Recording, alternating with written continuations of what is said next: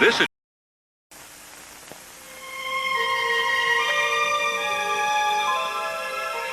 Today, we have an incredibly sophisticated scientific laboratory in space. OSOs, OGOs, OAOs, IMPs, RAEs, and other scientific satellites carry the experiments of famous scientists from many nations.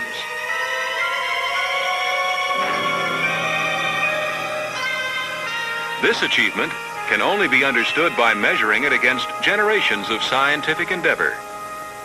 Let's step back to that rainy day in 1752, when a great American put a scientific deposit in the bank of knowledge. He identified lightning with electricity, though of course he had no way of understanding how to use its power. Over the next century, other deposits were made, until one day the discoveries poured in so fast that the sum of knowledge became enormous. Faraday discovered how to build a motor. Wilhelm Röntgen was experimenting with a strange force which he named X-rays. Almost at the same time, Thomas Edison cashed in on Ben Franklin's deposits in the knowledge bank as he discovered how to light a bulb, starting the age of electricity. Science continues this way.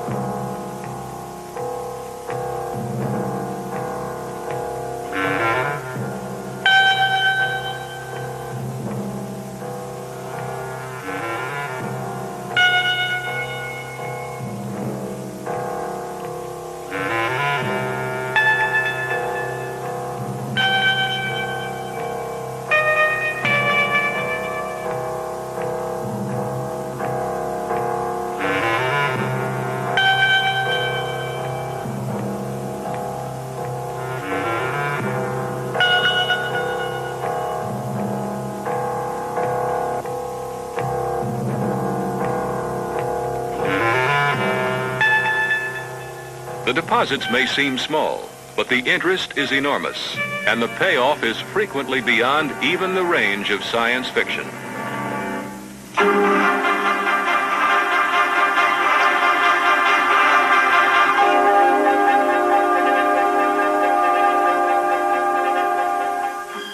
Today's Franklin stands in the shadows of a launch control room, watching his instruments roar aloft to gather knowledge for the bank. The tools of investigation have changed since Franklin's day, but the methods have not. His kite is a spacecraft. His key, a cosmic ray detector, or a miniaturized mass spectrometer. His string, the stream of data linking the experiments with the ground station. Space science is science done in space. The laboratory has become enormous.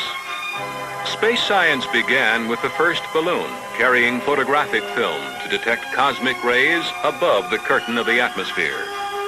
These balloons investigated the first 35 miles up, the troposphere and stratosphere as we call them. Beginning in 1945, scientific sounding rockets began mapping the ionosphere.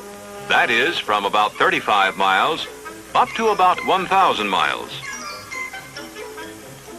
Sounding rockets do not orbit like satellites. Instead, they take an important vertical sample of the upper atmosphere and also make measurements at altitudes too low for satellites. It was experiments on sounding rockets that first discovered X-rays from the sun and first observed the Earth's enormously complex cloak of charged particles, the ionosphere. In 1958, the Van Allen team, their experiments riding on the first satellite, Explorer 1, discovered great seas of intense radiation swirling about our fragile spacecraft, Earth. Since 1958, nearly 150 satellites, to say nothing of over 1,500 sounding rockets, balloons, and high-flying aircraft, have mapped the Earth's environment in space in ever-increasing detail.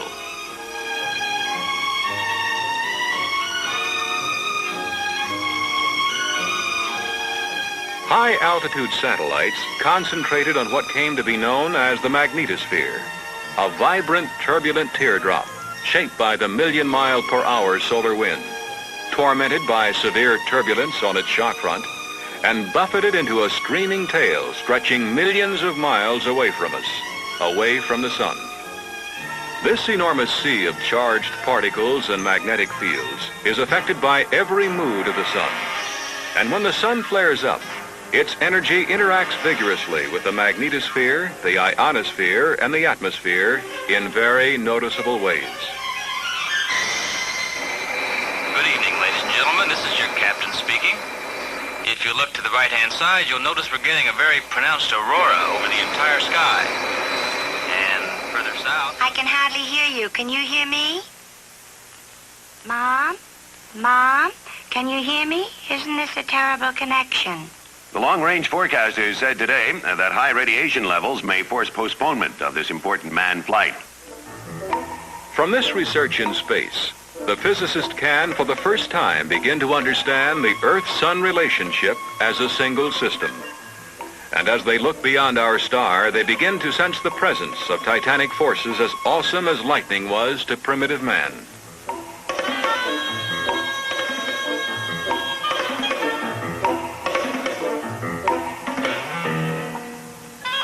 It has been a decade of unlocking secrets, of naming things and drawing maps.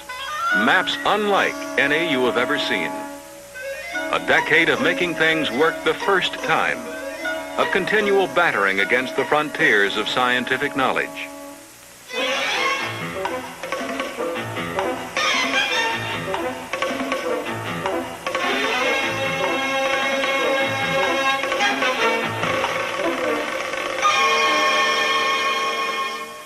A decade of lofting instruments and telescopes above the distortion caused by the Earth's atmospheric blanket.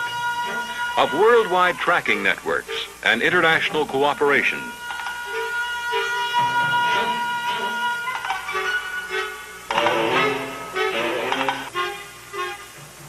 As Franklin identified lightning as electricity, we have identified new forces and phenomena which we now have to try to understand.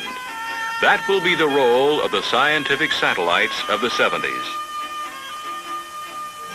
Building on deposits that previous generations left in the knowledge bank, our generation has left some remarkable deposits of its own.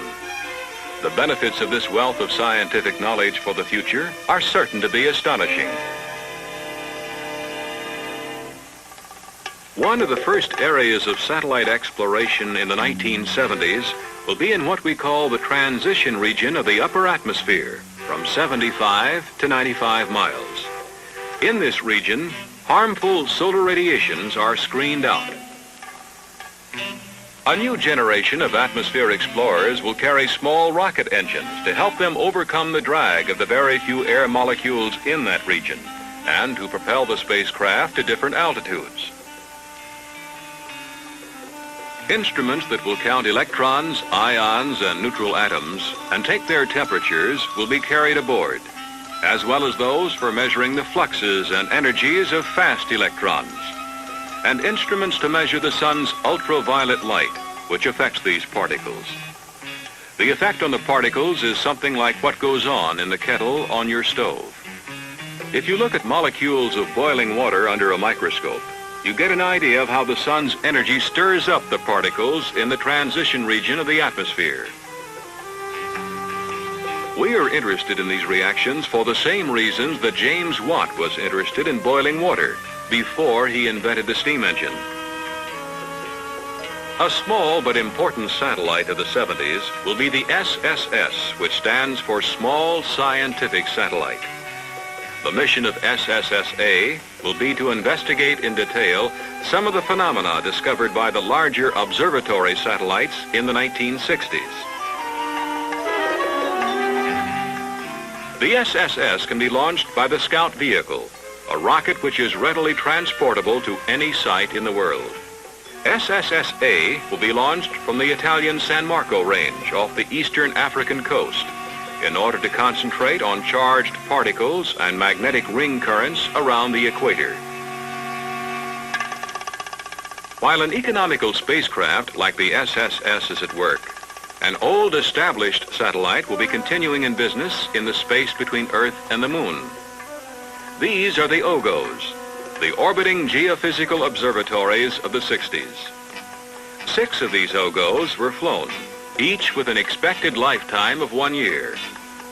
Today, after nearly a decade of service, 2 of them are still going strong, even though their original missions are accomplished.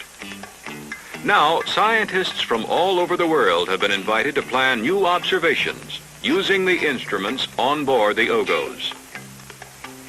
Because there is a long line of experiments waiting for a flight on new spacecraft, this further use on experienced satellites will be a valuable resource for space scientists in coming years. To fly the increasingly sophisticated space instruments of the 70s, instruments which will analyze the discoveries of the 60s, NASA is planning the launch of 3 more interplanetary monitoring platforms, nicknamed IMP. From 1963 to 1969, 7 of these satellites have returned enormous quantities of data from vast areas of space. They have flown in a series of eccentric orbits, cigar-shaped rather than circular. These included the so-called anchored IMP, which orbits the Moon. These spacecraft provided the first accurate measurements of the interplanetary magnetic field, the boundaries of the magnetosphere, and the shock front or bow wave set up by the shield of the magnetosphere against the solar wind. Without this shield, the Earth would be struck full blast. 3 new IMPs will seek the answers to the sources of energy in the particles trapped by our magnetosphere. They will also try to find out what it is that changes their speed. These super IMPs of the 70s have 3 times the size and ability of their ancestors. They will carry instruments ranging from Geiger counter telescopes to a small computer, and will study a wide variety of phenomena: cosmic rays, gamma rays, solar protons, electric and magnetic fields, and the solar wind. Balloons, planes, sounding rockets, atmospheric explorer, the SSS, OGO, and IMP. This is the versatile bag of tools with which the astrophysicist of the 70s will examine the environment of Earth. Every day, the need to understand becomes greater. How can we properly design our communications and weather satellites if we don't understand the medium through which they must fly? How can we perfect a worldwide communication system without understanding how radio interference comes from magnetic storms?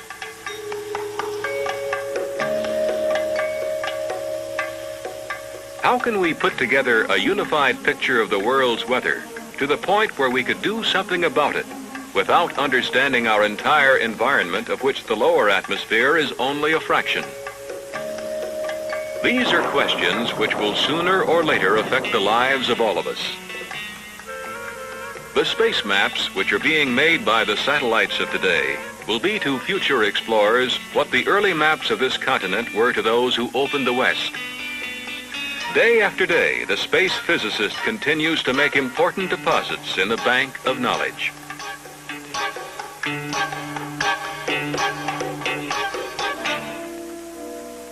The Space Knowledge Bank is a joint account between the physicist and the astronomer. Their instruments fly side by side, sometimes even in the same spacecraft. The physicist is an indoor man. He works in a very limited laboratory. It is only 1 billion miles wide. The astronomer, on the other hand, works outside that area. He is studying phenomena at distances which range to the very edges of the universe.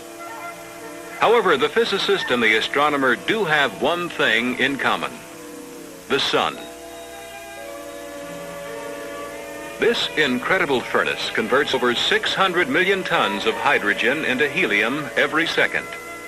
Every square yard of its surface emits 70,000 horsepower into space as X-rays, ultraviolet, visible, and infrared rays, and as radio waves. To the physicist, study of the sun is the key to the origin and survival of life on Earth. To the astronomer, the sun is the only star near enough to be observed in any detail.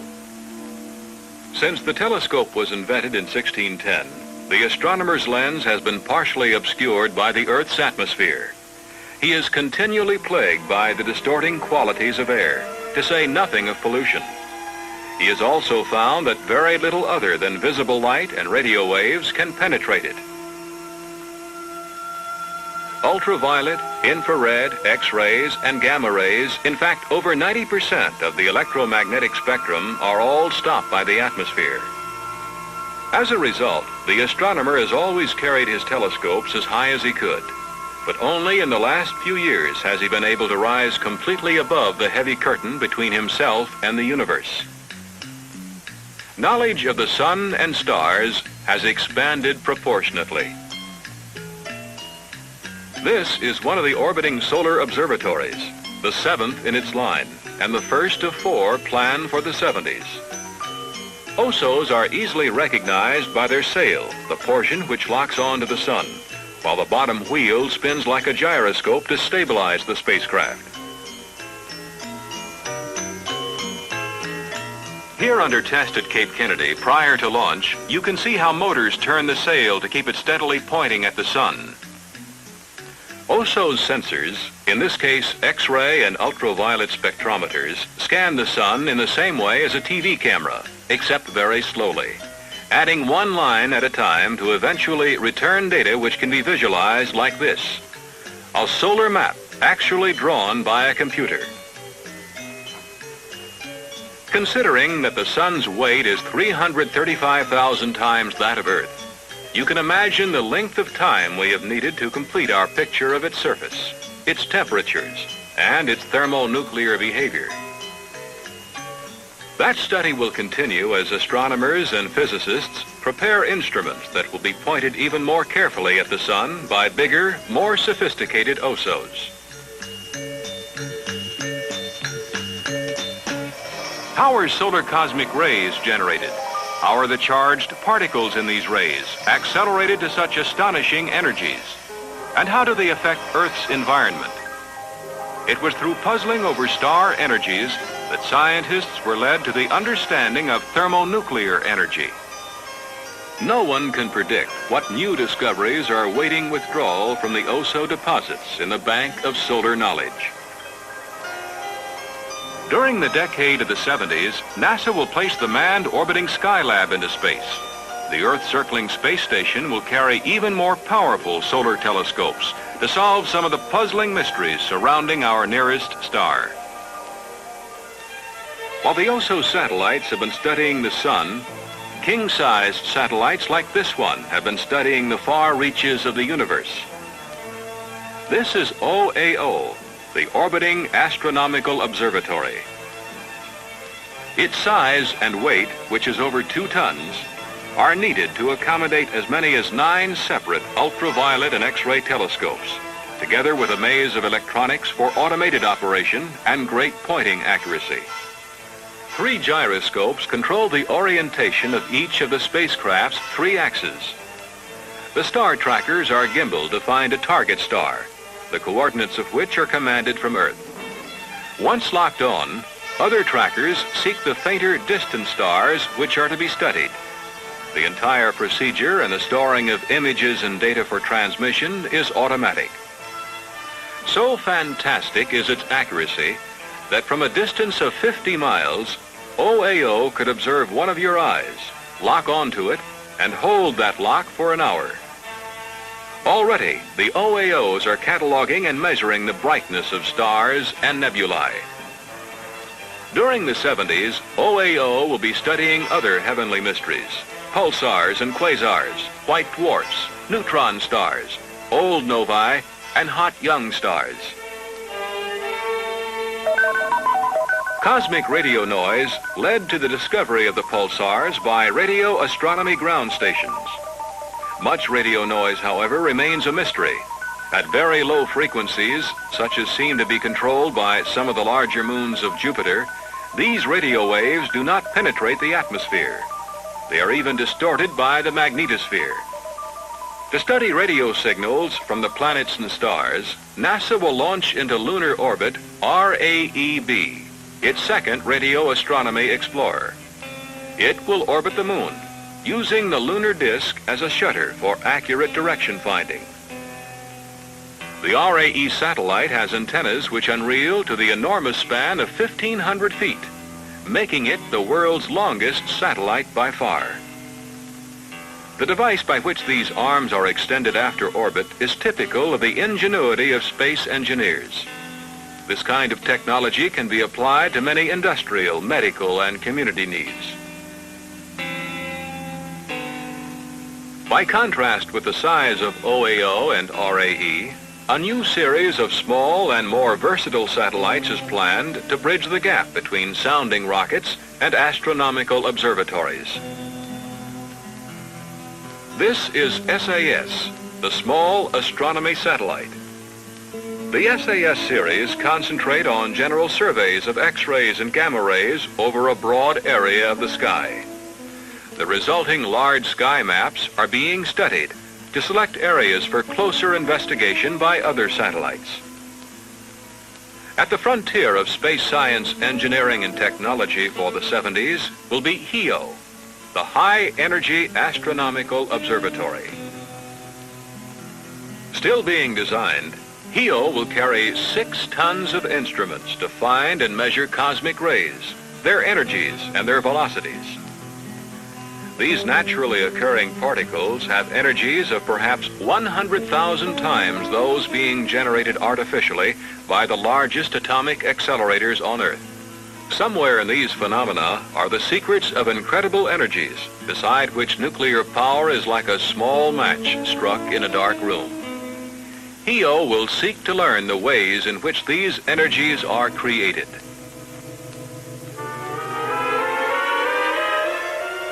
"10 years of space science research have solved some mysteries and presented some profound new ones, mysteries which may be close to explaining man's role in the universe.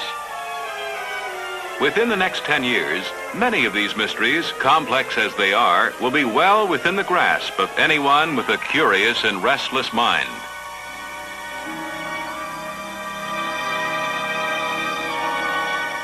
Imagine a form of matter which the more you look at it, the less you can see. A star which is collapsing so fast that no light can escape from it, leaving a black hole in the sky. When scientific satellites look across the universe to the quasars, they may be looking billions of years into the past. When they look at a supernova, an exploding sun so bright as to actually cast shadows on Earth, they may be looking billions of years into our future. To a visitor from an equally curious planet, the Earth would have looked no different than this. That day in 1752, when Franklin established the relationship between lightning and electricity. On the cosmic scale, little time at all has elapsed since that event, although our scientific knowledge has exploded at a rate equal to what we imagine the explosive creation of the universe to have been 10 billion years ago.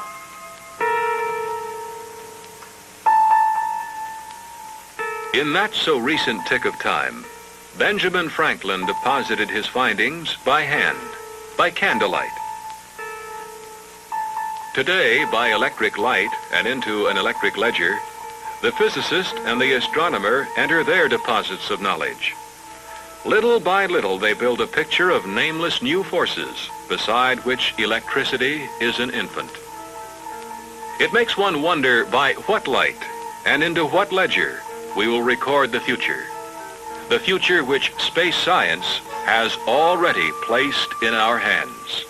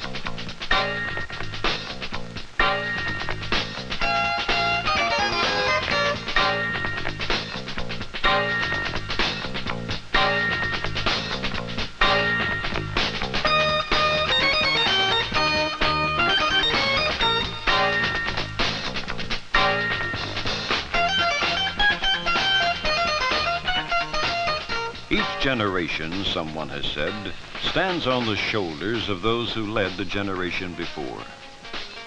This generation of high school students stands even taller today. In science particularly, the high school students of today tower over those who began their studies in science 25 or 30 years ago. 35 years ago, when I was a student in high school, things were much different than they are today. My high school science laboratory, although it contained many of the basic items of equipment still in use today, was different in that the amount of information available to us was much less than that available to students today. Also, the avenues for the application of newly acquired knowledge were not so obvious. Today, the fundamentals of science are being applied in more and more diversified fields. America's space program, and Skylab in particular, have helped to broaden the vistas of today's science student. The doors of the high school science lab now open into a new and exciting world, even into the new frontier of space.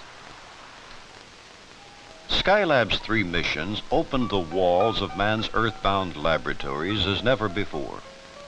Skylab not only extended man's vision and his goals into the expanse of space, the Skylab program extended man's ability to work in space for long periods of time and to conduct in space a series of scientific experiments ranging from the nature of the universe to studies of Earth, and even down to studies of the structure of a single human cell.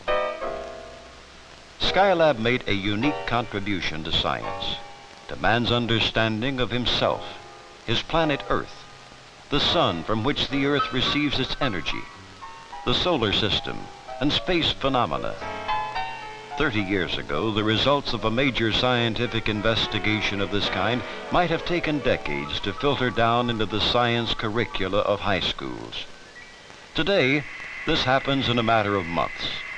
For within months of the end of the Skylab program, high school science students throughout America were observing science demonstrations televised from Skylab and designed especially for classroom use. And then what I'm going to do is I'm going to bounce it with these 2 long pieces of wire that I have. Okay, let's give it a wrap on both sides. From a demonstration of a Skylab experiment in fluid mechanics to another Skylab demonstration of an experiment with a gypsy moth in space.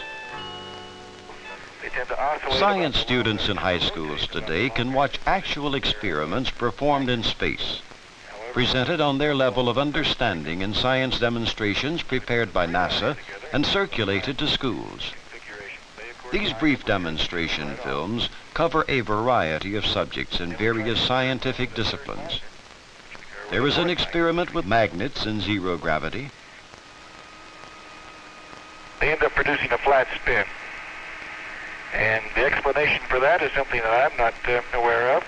And it was a puzzle to me when I first saw it here the other day. And perhaps you can talk that over in your science classes and figure out a good explanation. Another experiment deals with the behavior of liquid films in space. Astronaut Owen Garriott investigates the behavior of minnows born in the zero gravity of space compared with those born on Earth. Astronaut Alan Bean demonstrates the behavior of darts in a weightless environment. Astronaut Edward Gibson on liquid floating zones. Skylab science demonstrations on other subjects included fluid mechanics, human body momentum, Rochelle's salt growth, and a gyroscope operating in zero gravity. The spacecraft systems, the Apollo system uses a little gyro like this, a set of them, and it uses these gyros to remember its orientation. What we do is before we spin up the gyro, Skylab, man in space exploring for high school students today phenomena that cannot be observed on Earth. Skylab is also sure to be noted as the first major scientific undertaking in which experiments designed and supervised by high school student investigators were carried out. For these young scientists, Skylab opened onto space, their classroom walls, erasing the limits with which students so young have always studied until now, accelerating the process of learning at this age. Hello, I'm Kirk Shearhart from Berkeley, Michigan. My experiment, powder flow in zero gravity, ED73, is part of the Student Skylab project. I'm Kent Brandt from Grand Blanc, Michigan, student investigator for this project. Hello, I'm Allison Hopfield. I'm from Princeton, New Jersey, where I'm a junior at Princeton Day School. I'm a student experimenter on ED21, photography of libration clouds. I'm Vince Converse from Harlem High School in Rockford, Illinois. My Skylab student experiment is zero gravity mass measurement. I'm Robert Staley of the Harley School in Rochester, New York. Hi, I'm Joel Werdekamper from West Point, Nebraska, the student investigator for this experiment. On Earth, roots grow towards gravity or exhibit geotropism, while the stems grow towards light or exhibit phototropism. I'm Donald Slack, and I'm from Downey High School in Downey, California. I'm one of the Skylab student experimenters. Hi, I'm Cheryl Pelt, and I'm the student investigator for the Skylab student experiment ED63. It's entitled Cytoplasmic Streaming in Zero Gravity. I'm Judy Miles. I'm from Lexington, Massachusetts, and I'm the student investigator for ED52, web formation in zero gravity. Over 3,400 students from high schools throughout the country submitted experiments for review by the National Science Teachers Association. The experiments of 25 students were selected for inclusion on Skylab. Hi, I'm Todd Meister, the student investigator for Skylab experiment ED32, in vitro immunology. All 25 students either had their experiments flown on board or were associated with NASA scientists on other Skylab projects. All these students thus remained involved in the Skylab program, a learning experience all of them enjoyed. Wouldn't you? Hi, I'm Kathy Jackson. I'm from Clear Creek High School in Lake City, Texas, which is near Houston, Texas. This is my experiment, ED41, and it's called a quantitative measure of motor sensory performance during prolonged in-flight zero-G.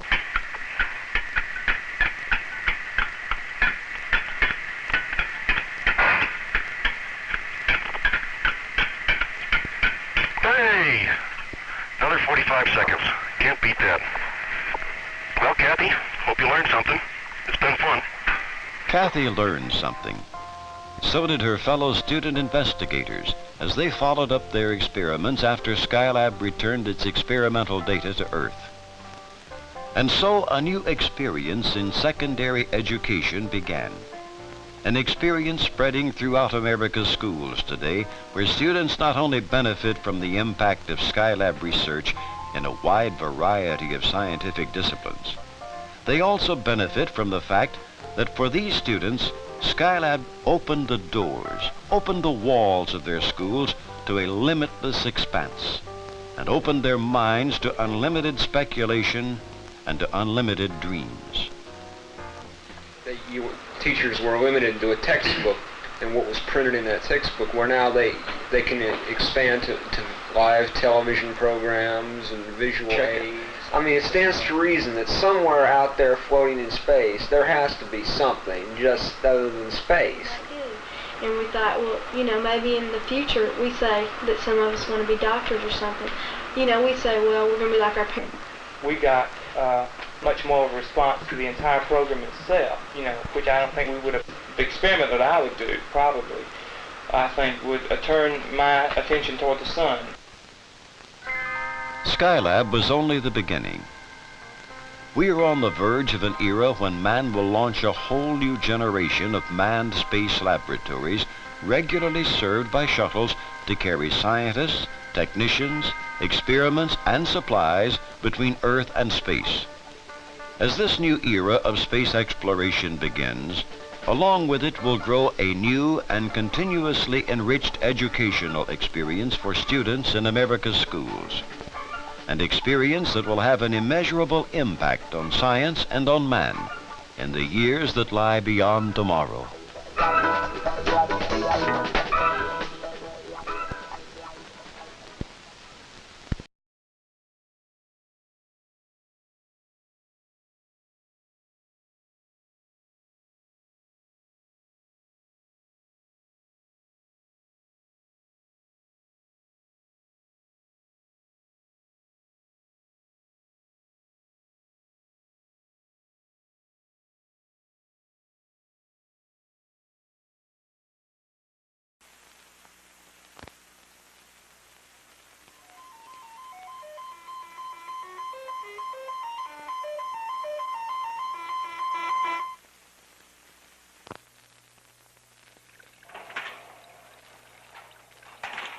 The assignment was specific.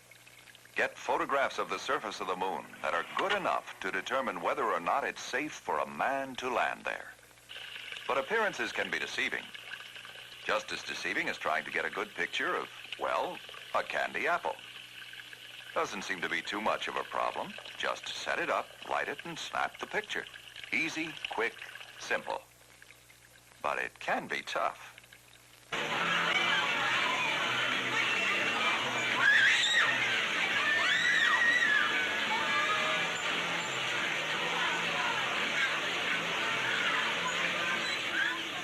To begin with, the apple is some distance away, so you can't get to it to just set it up, light it, and so on. To make things even more difficult, it isn't even holding still. It's moving around in circles. Now, timing is important.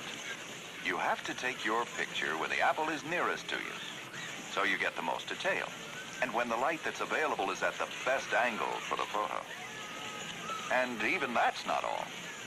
You are moving too, in circles. You're both turning and circling about the apple.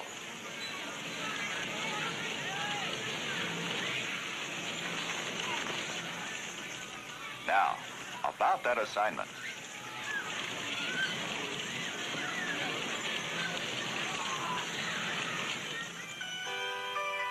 As the technology of man in space was developing, it became more and more apparent that our knowledge of the moon's surface as a possible landing site was not sufficient. To land man safely on the moon and get him safely off again, we had to know whether we could set up a precise enough trajectory to reach the moon. Could we design and build a spacecraft to land gently on the moon? Among all those lunar craters, could we find a place clear and level enough for a safe landing site? To make it possible for a man to land in the Apollo zone on the moon, better pictures were needed than those taken through Earth's best telescopes. In fact, better pictures might do more than find a landing site for Apollo. Scientists hoped they might resolve questions unanswered in the 300 years since Copernicus prompted Galileo to study the moon. What were the lunar craters Galileo observed?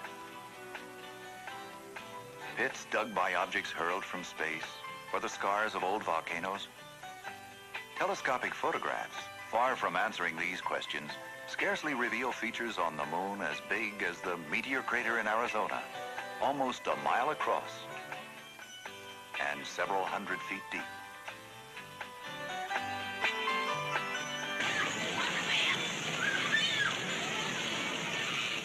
Well, it wasn't easy. But 3 shots in a row hit specific targets on the moon, exactly as they were planned to do. And the photographs started coming in.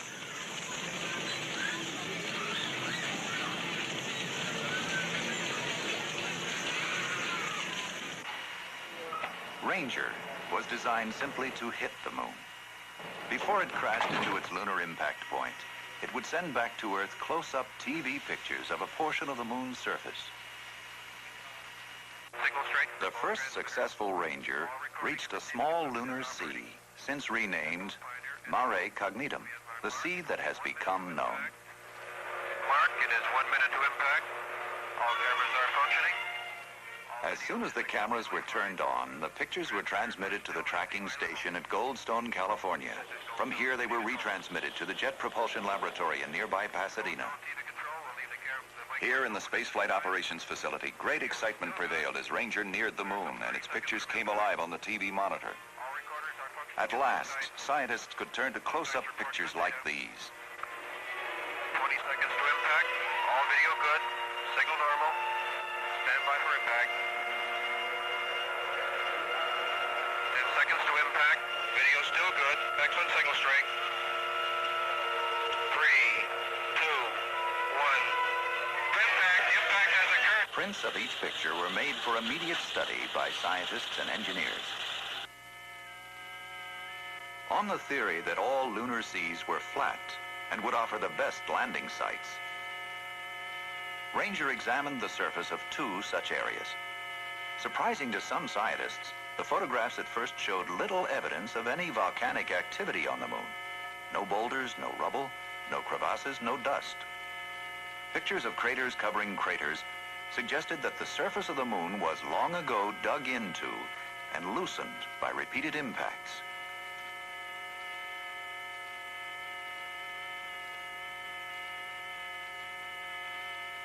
In Ranger 8 photographs, the first signs of volcanic activity on the moon seemed to appear.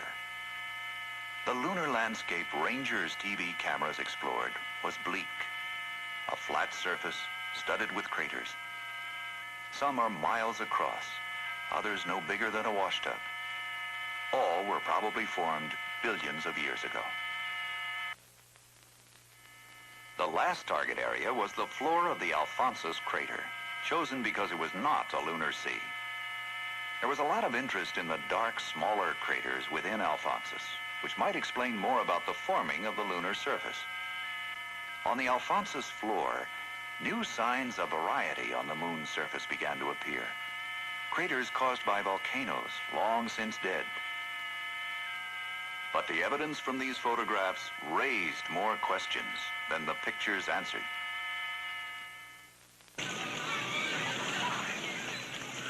It was obvious that some different perspectives were required on the subject. Perhaps a new camera, one that could get very, very close. And another to cover a lot of ground in detail.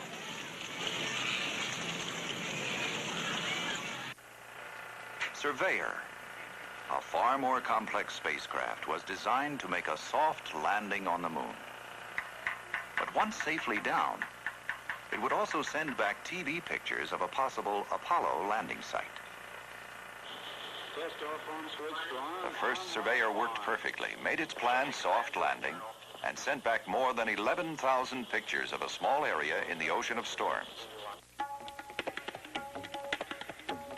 Surveyor's moon was dark and relatively smooth, but still studded with craters and littered with rocks. Its pictures made it clear that where it landed, there is little loose dust on the surface. But neither is this surface hard. It seems to behave much like earthly soil, and will certainly support the weight of a manned landing craft.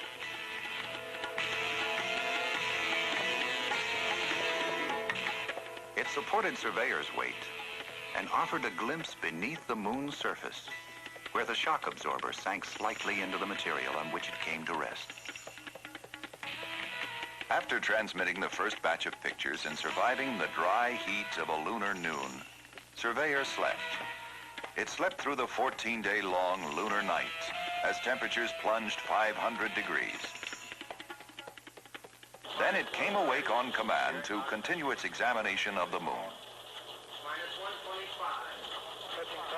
Surveyor took the first color pictures of the moon, showing a blue-gray surface in contrast to the small color wheel attached to one of Surveyor's feet. In some ways, Surveyor's moon seemed more hostile than we thought it might be. Some feared that rocks littering even the smooth plains might present a landing hazard to any manned spacecraft.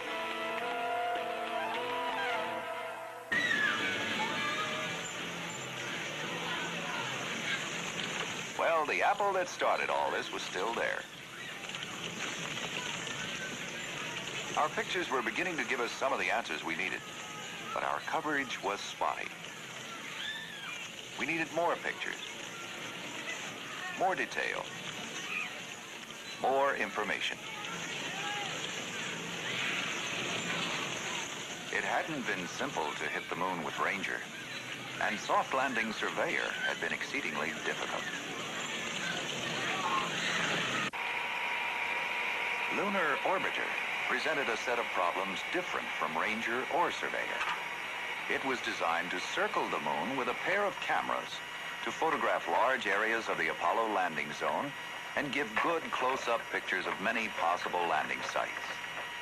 Somebody called it the flying drugstore because it develops its own film. The spacecraft also carries an electronic readout system to scan its photographs and send them back to Earth. Lunar Orbiter was an impressive advance in lunar photography.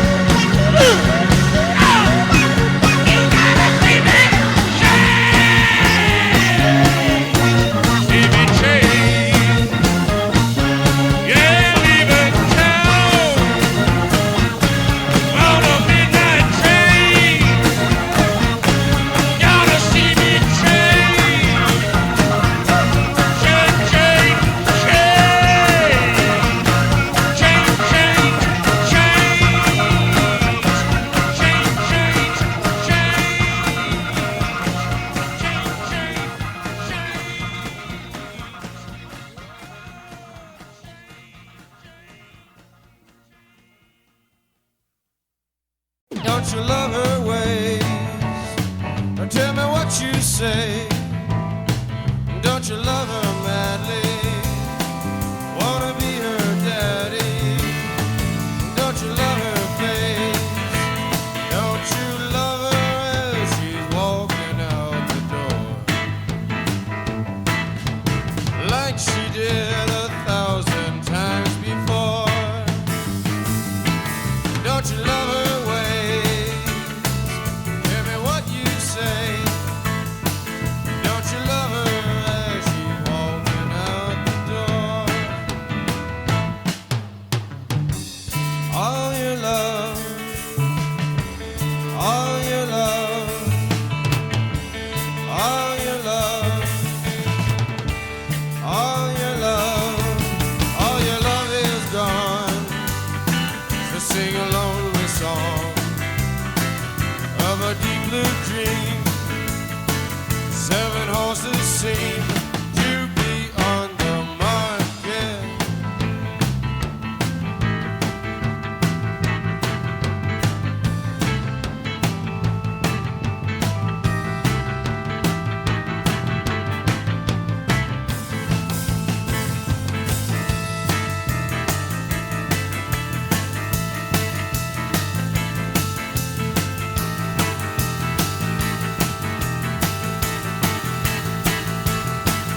Don't you love her ways? You love her as she's walking out the door. All your love, all your love, all your love, all your love, all your love is gone. To sing a lonely song of a deep blue dream. 7 horses seem to be on the market.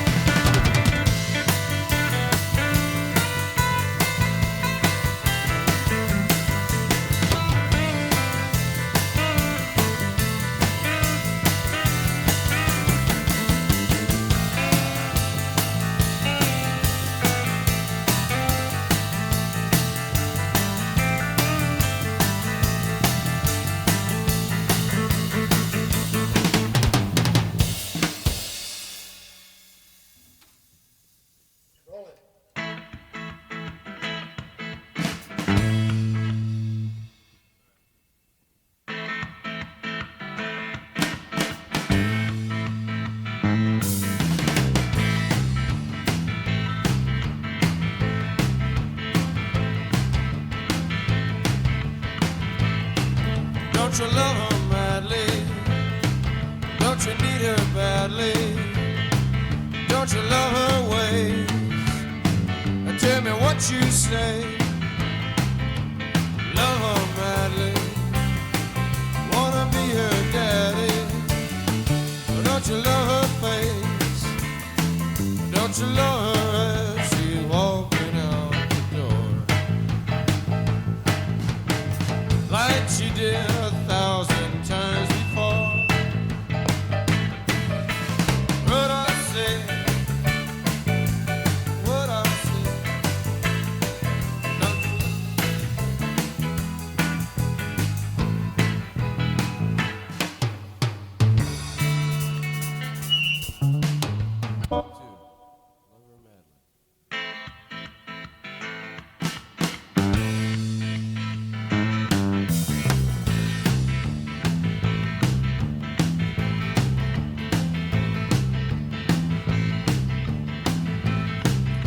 Don't you love her madly?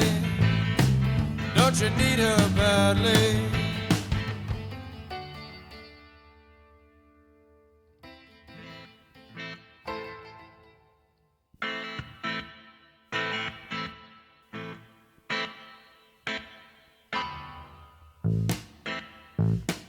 Yeah, yeah.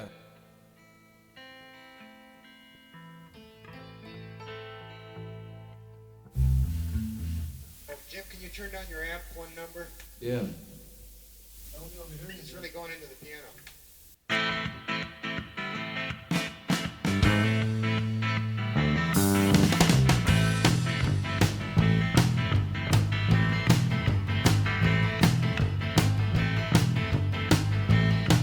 Don't you love her madly? Don't you need her badly? Don't you love her ways? Tell me what you say. Don't you love her madly? Wanna be her daddy? Don't you love her face? Don't you love her as she's walking out the door? Like she did 1,000 times before. Don't you love her way? Tell me what you say.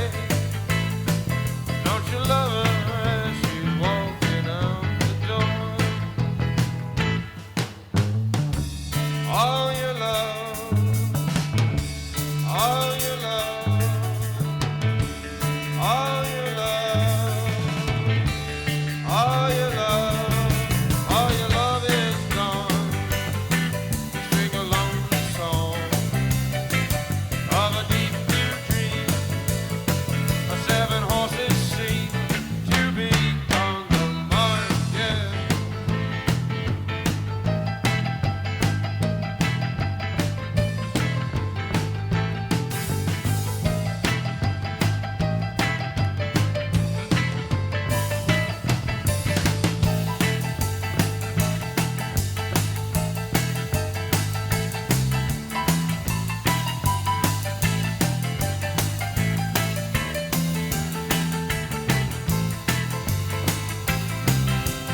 Be her daddy.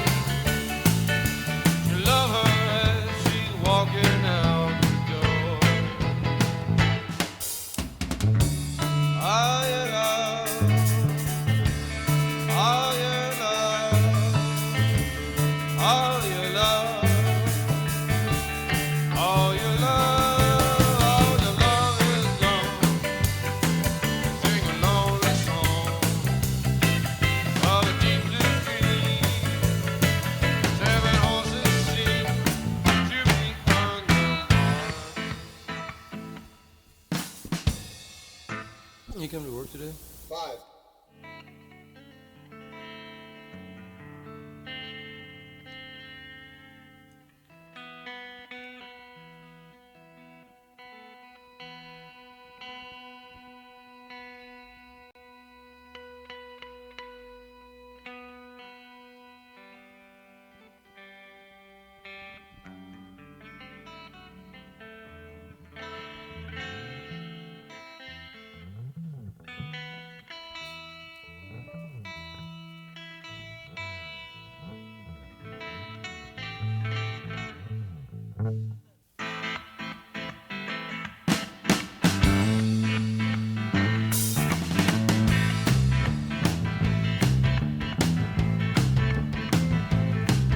Don't you love her madly? Don't you need her badly? Don't you love her ways? Tell me what you say. Don't you love her madly? Wanna be her daddy? Don't you love her face? Don't you love her as she's walking out the door? Like she did 1,000 times before. Love her ways. Tell me what you say. Don't you love her as she's walking out the door? All your love,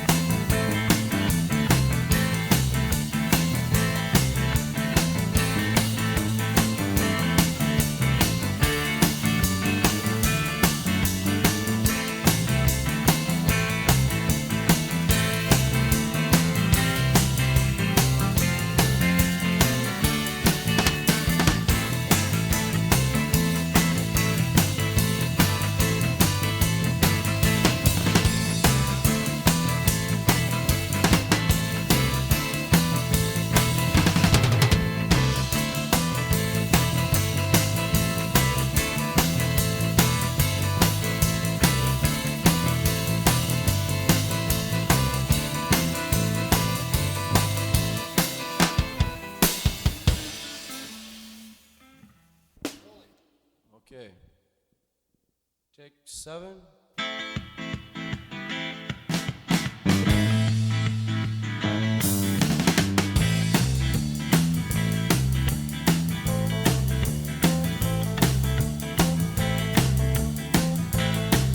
Don't you love her madly?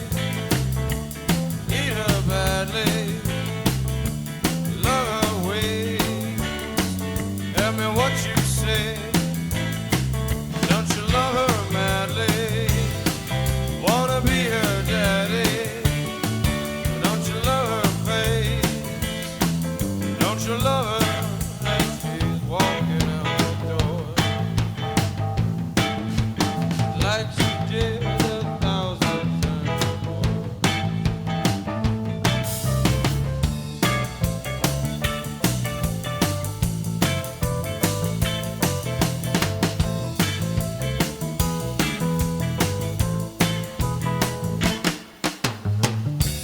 All your love, all your love, all your love, all your love is gone.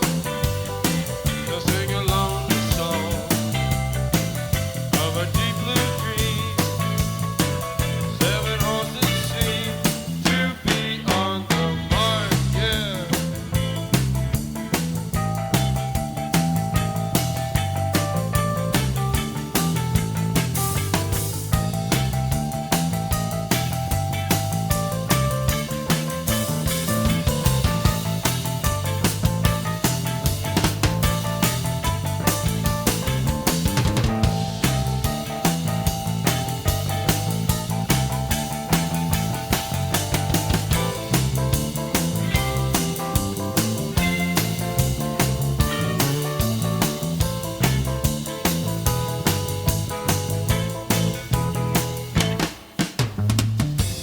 All your love, all your love, all your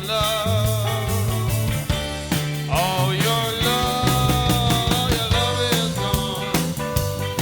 So sing along the song of a deep blue dream. 7 horses seem to be on the mark.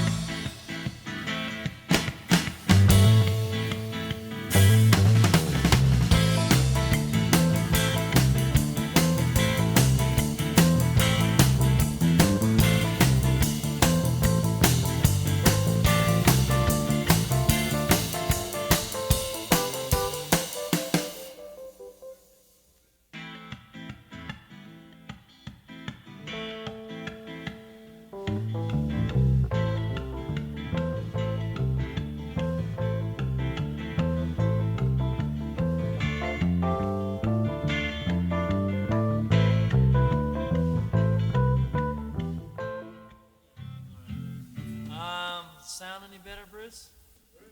Brooks? Hey, Bruce, are you up there? Yes, I am. Okay, we're gonna do number 8 now. Is the sound any better? Yes, feels better too. Okay.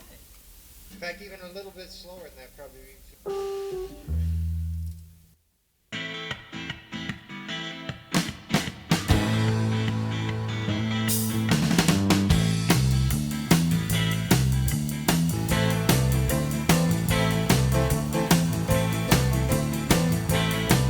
Do you love her madly? Do you need her badly? Do you love her ways? Tell me what you say. Do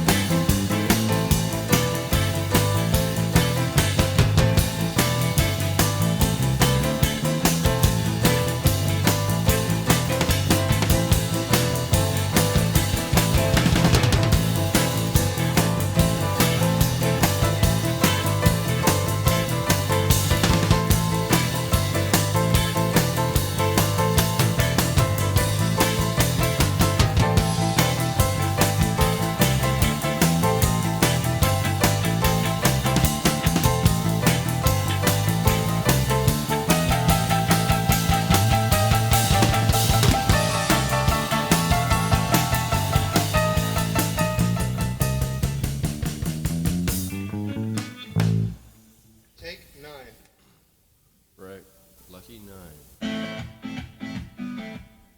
Still on 9.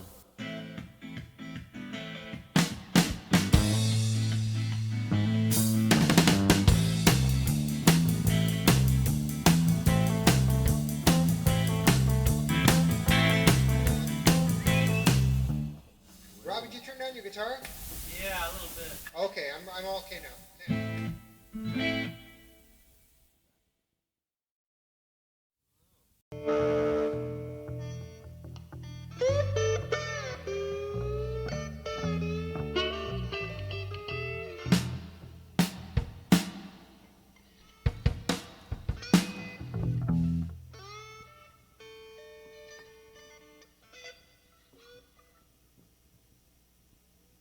Well, I've been down so goddamn long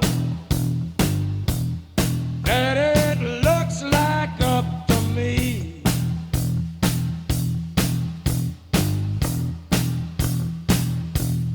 I've been down so very damn long that it looks like up to me.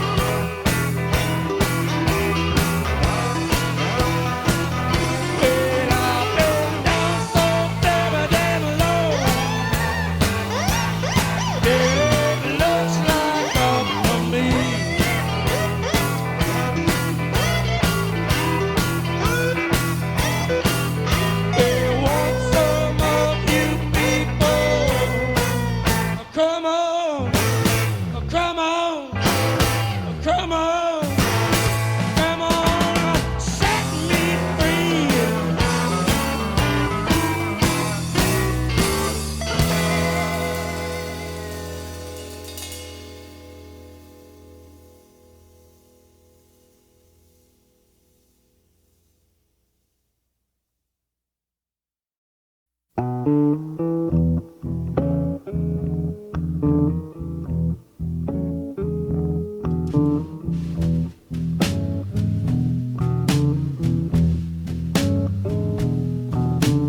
cars hiss by my window like the waves down on the beach.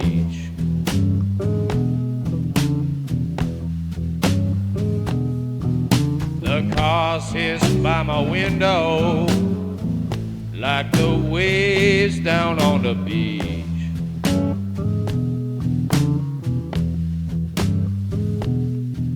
I got this girl beside me, but she's out of reach.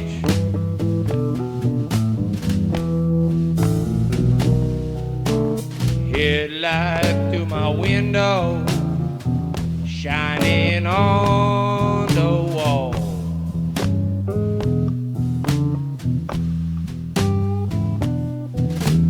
Headlight through my window, shining on the wall.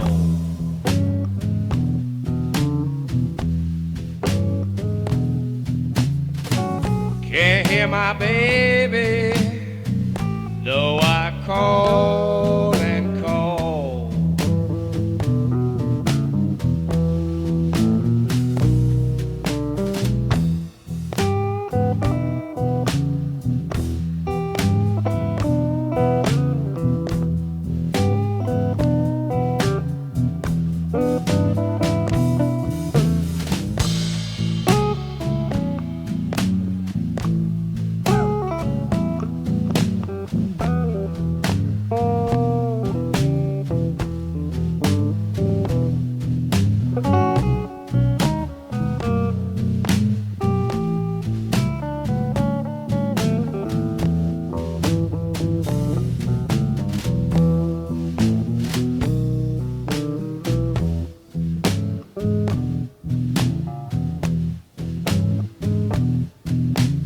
Windows started trembling with a sonic boom.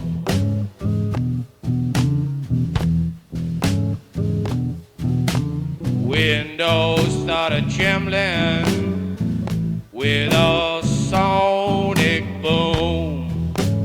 Boom. A cold girl'll kill you in a darkened room.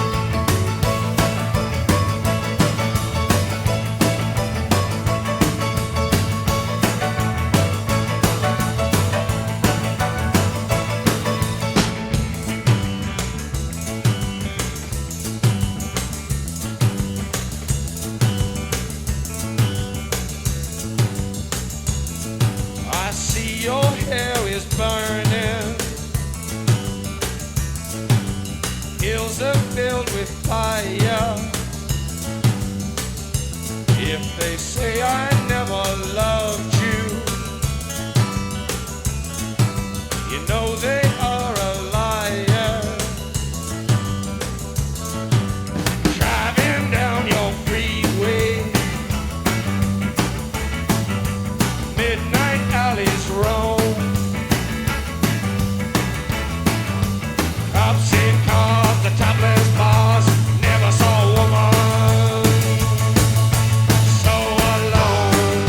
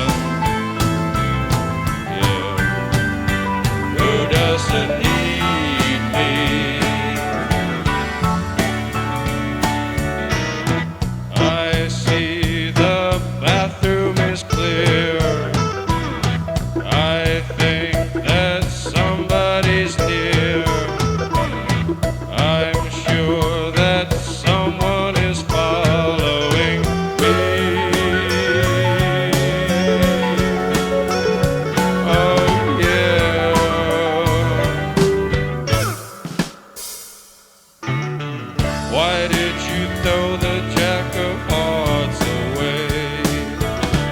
Why did you throw the jack of hearts away?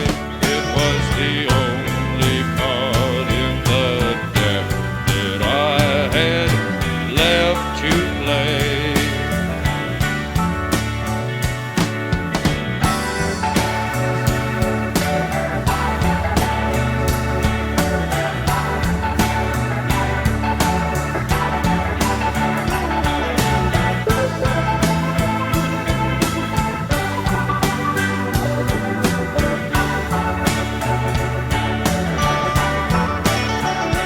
And I'll say it again, I need a brand new friend. And I'll say it again, I need a brand new friend. And I'll say it again, I need a brand new friend. The end.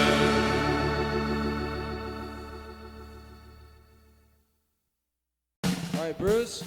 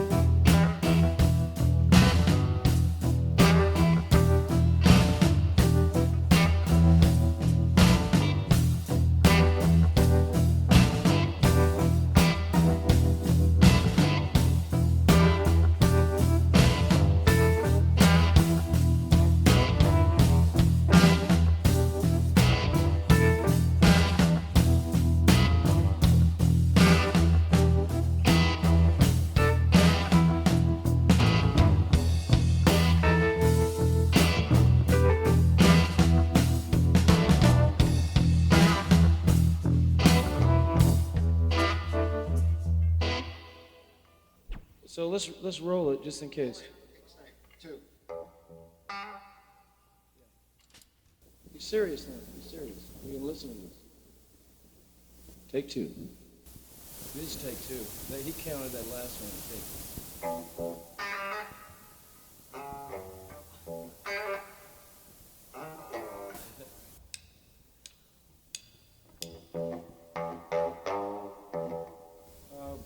Nobody appreciated Wild Child, so we're going to do it again.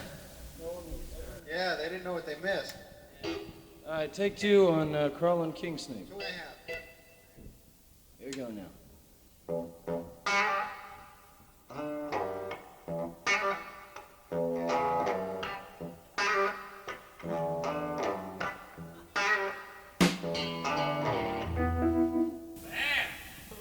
Fourth. That was so bad. That was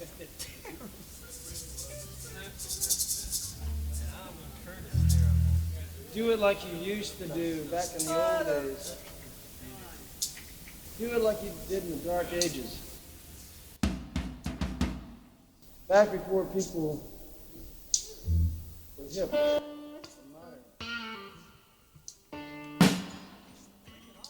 Back in the old primeval wilderness, Robby.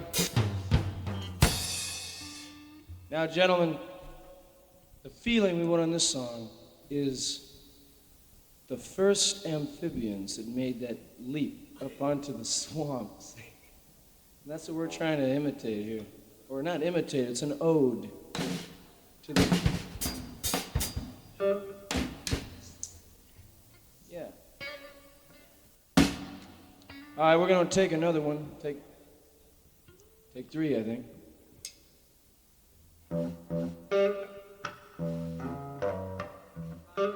You drag it in your thing. You go da da da da da da da da. I'm exaggerating, but back in the old days. Watch your tempo at the end of that thing. That was it. What are we doing here? Alright, just do whatever you want. Get it. Do your solos in that staccato style, that modern hip thing. This one is. Take 4.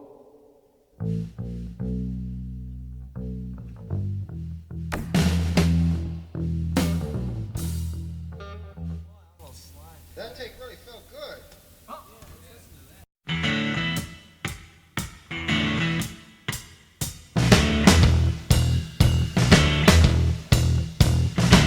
I want to tell you about Texas radio and the Big B.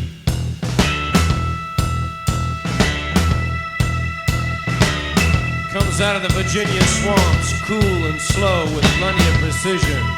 The backbeat narrow and hard to master.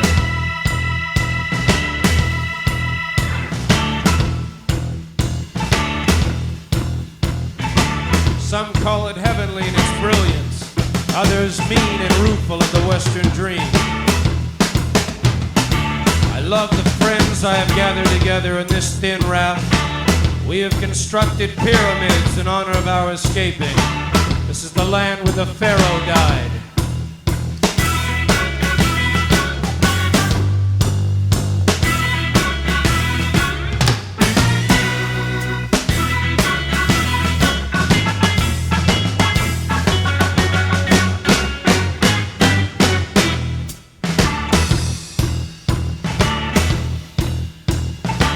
The Negroes in the forest, brightly feathered, they are saying, forget the night, live with us in forests of azure. Out here in the perimeter there are no stars. Out here we is stone, immaculate. Now listen to this, I'll tell you about the heartache. I'll tell you about the heartache and the loss of God. I'll tell you about the hopeless night, the meager food for souls forgot. I'll tell you about the maiden with wrought iron soul.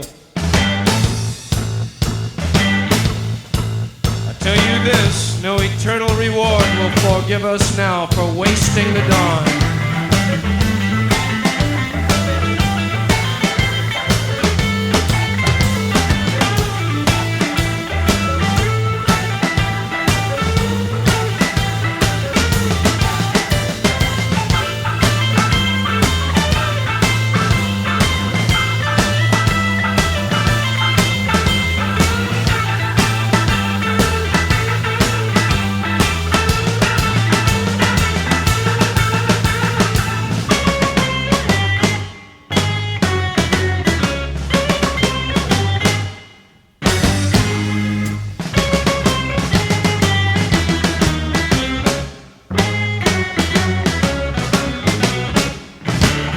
Tell you about Texas radio and the Big B.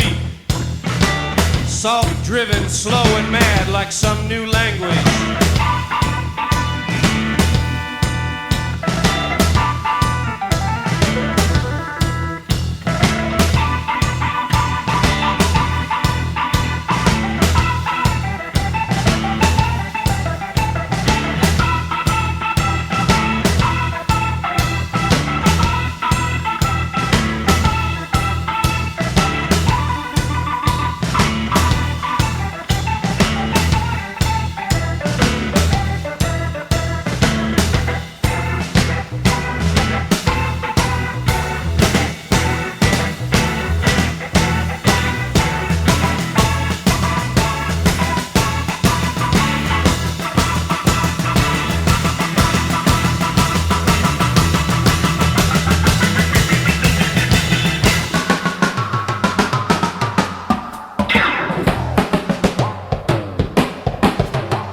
Now listen to this, I'll tell you about Texas. I'll tell you about Texas radio.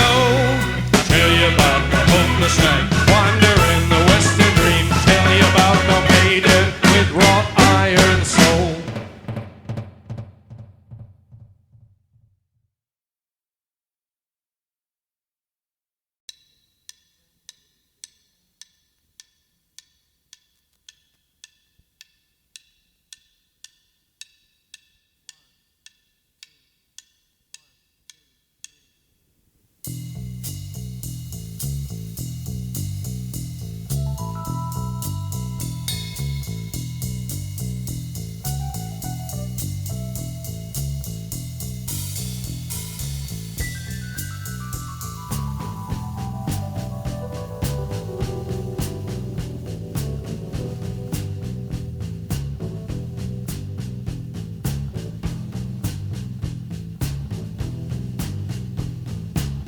Riders on the storm, riders on the storm. Into this house are born, to this world we're thrown, like a dog without a bone, an actor out on loan. Riders on the storm, there's a killer on the road. His brain is screaming like a toad. Take a long holiday, let your children play. If you give this man a ride, sweet family will die. Killer on the road, yeah.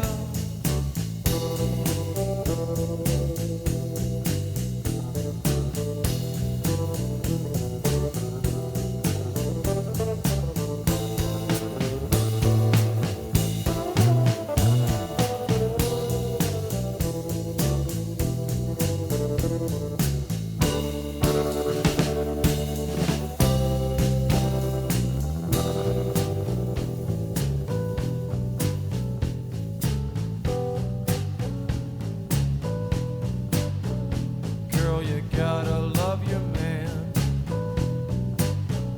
Girl, you gotta love your man. Take him by the hand, make him understand. Girl, on you depends, our life will never end. You gotta love your man, yeah.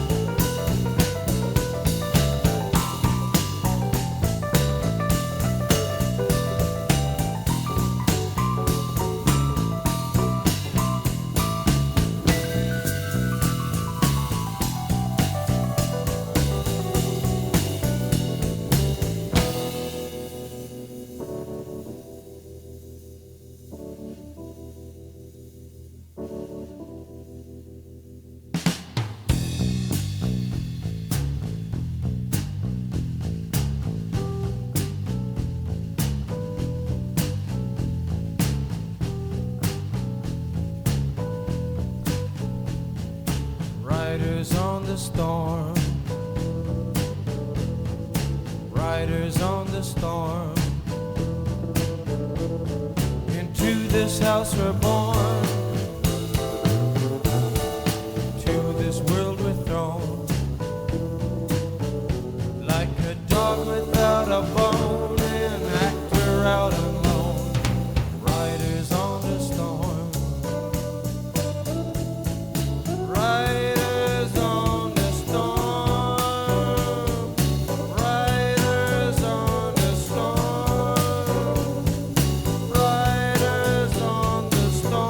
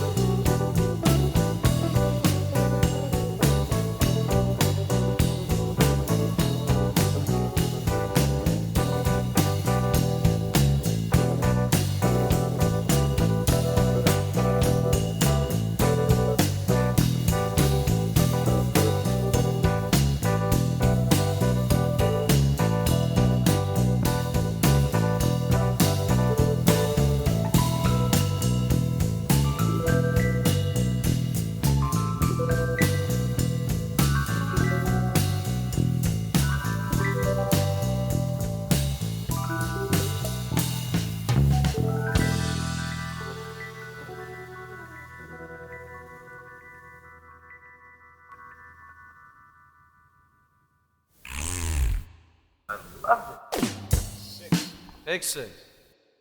Close it, lock it. Don't let any mutants in here.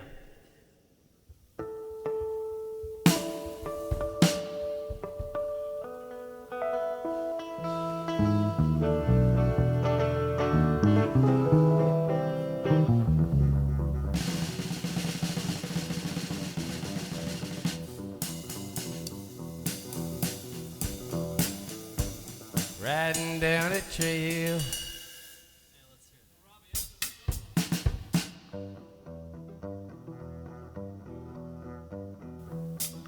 Riding down the trail to Albuquerque. Saddlebags all filled with beans and jerky. Headed for K-Circle B, TV ranch for you and me. K-Circle B in Albuquerque. Wow! That's the feeling. And also the other one. Rawhide!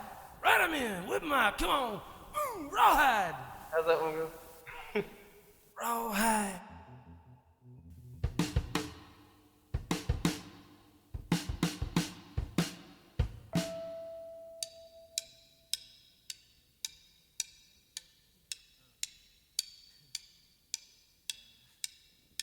It'll K-Circle B, the TV ranch for you and me.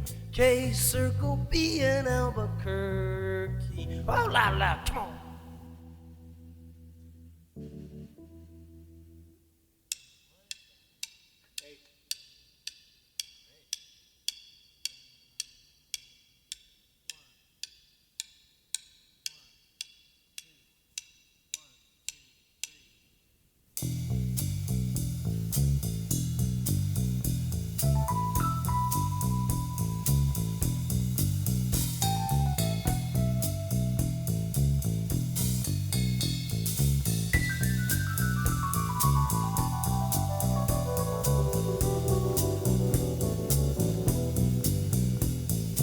Riders on the storm, riders on the storm. Into this house we're born.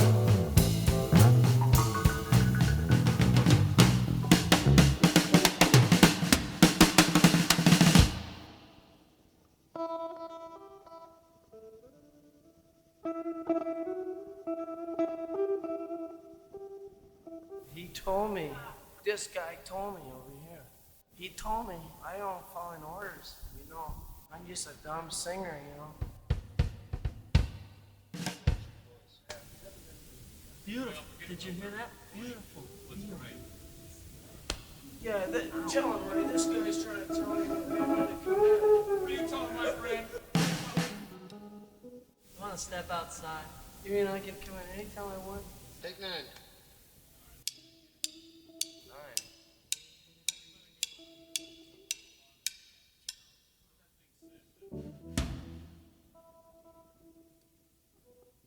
Right, look, I'll come in whenever I feel like it, all right? So you don't have to do your signal. That'll give you a little break for your head. 9. All right, this is called Riders on the Storm. Take 9.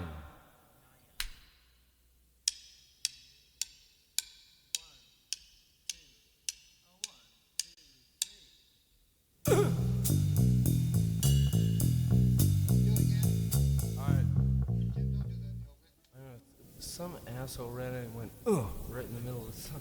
All right, 10. Take 10.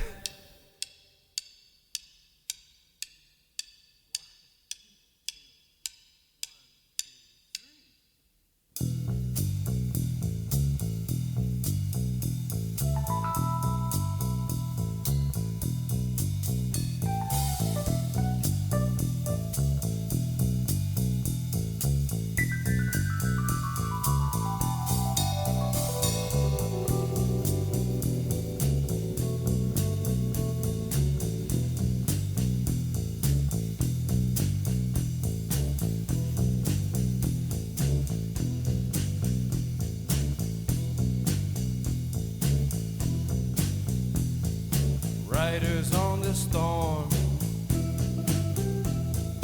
riders on the storm, into this house we're born, to this world we're thrown, like a dog without a bone, an actor out alone, riders on the storm. There's a killer on the road, his brain is squirming like a toad. Take a long holiday, let your children play. If you give this man a ride, sweet family will die. Killer on the road, yeah.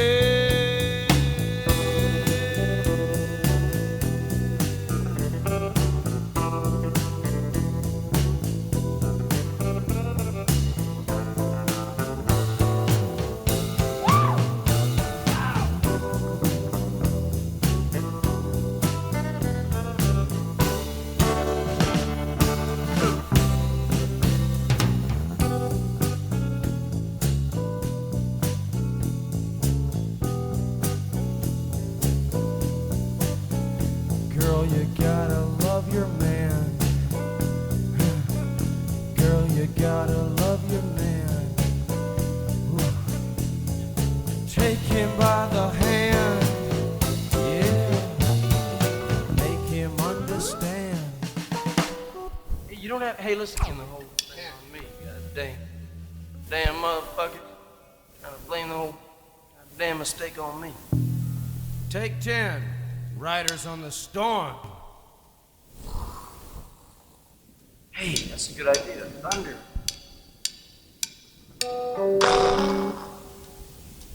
That'd be good at the beginning. Right there. What'd you do, my pal?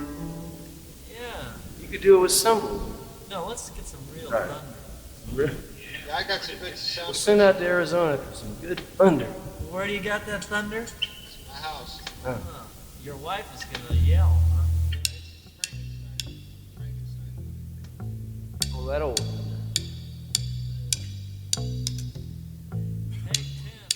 Hey, wait a minute. Are we serious now? Are we serious? This is take 10 now. Never be take 10 again. All right, Riders on the Storm, take 10. Mark that one.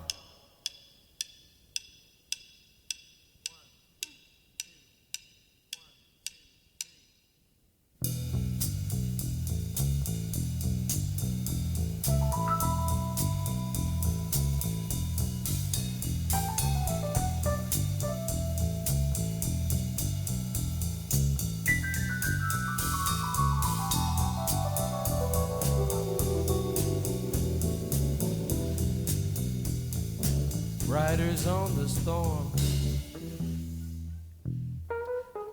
Heat? I wasn't gonna hear them, I kept looking over. Oh, Jesus Christ. All right, wait a minute. Riders on the Storm, take 11.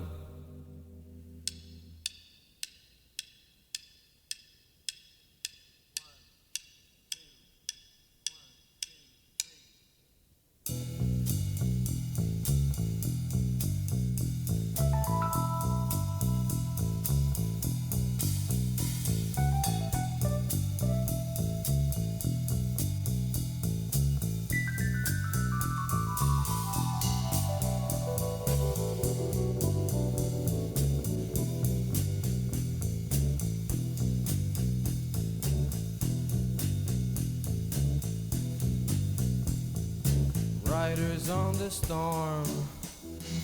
Are you under the console? Bruce, we're still here. Are you there? Yeah, 12. Let's go. Let's sing this.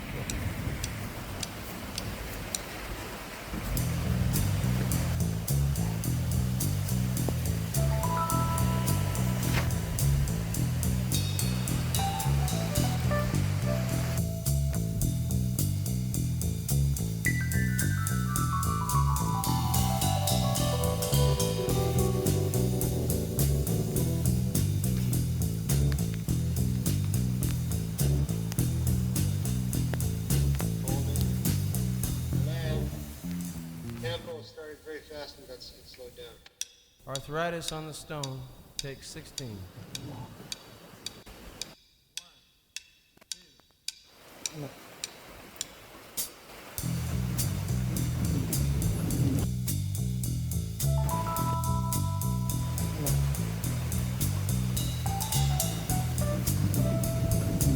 Manual like flutter, and come in.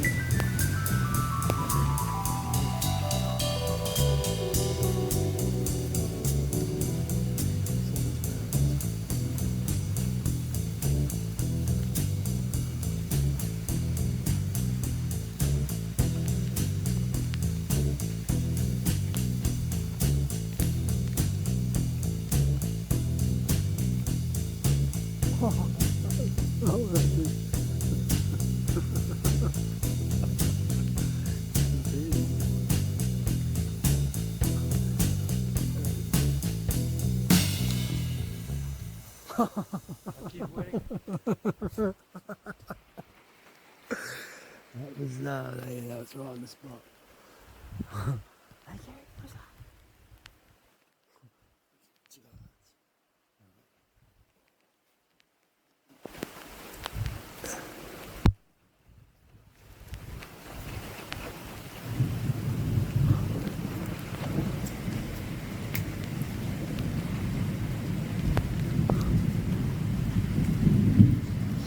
Oh yeah, hear that?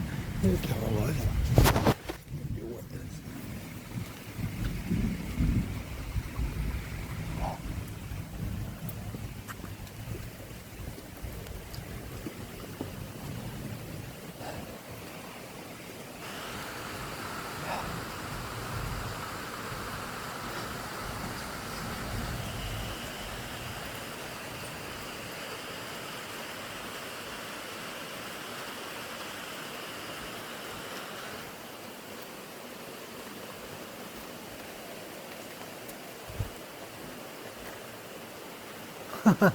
That's right, that's right. Yeah, what's up?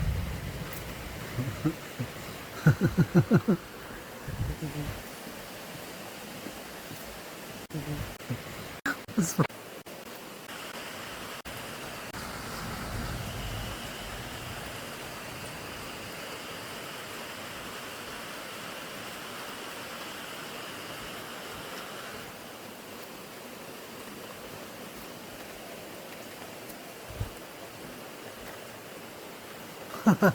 That's right, that's right.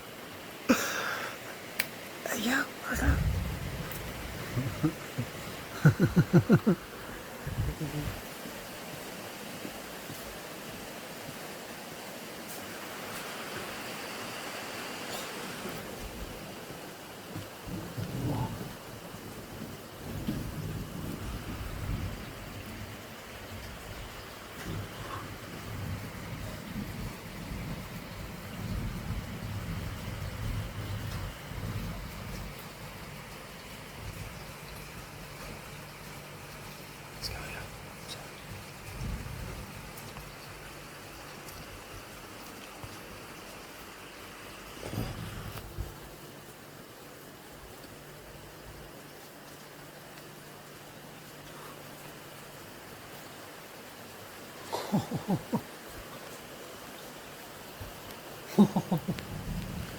There's a very sad sound.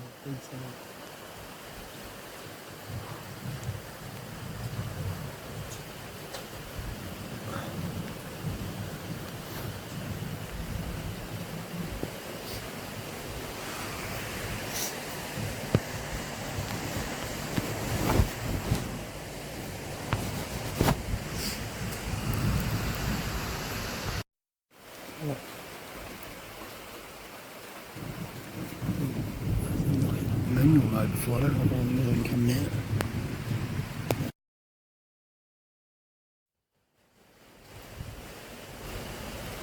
They're locked.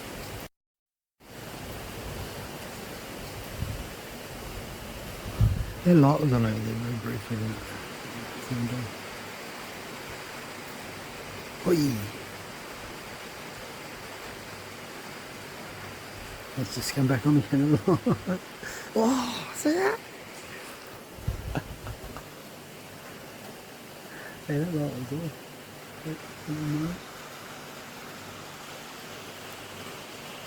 It's off again.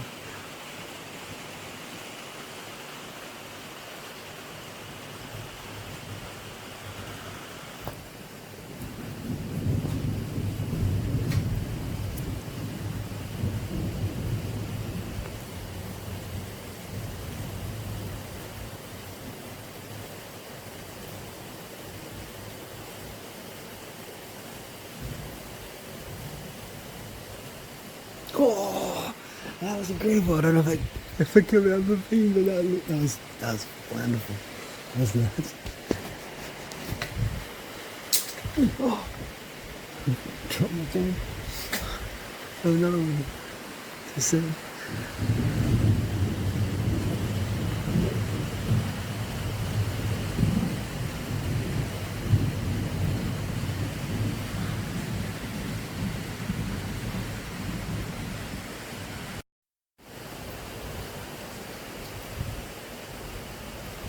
hello.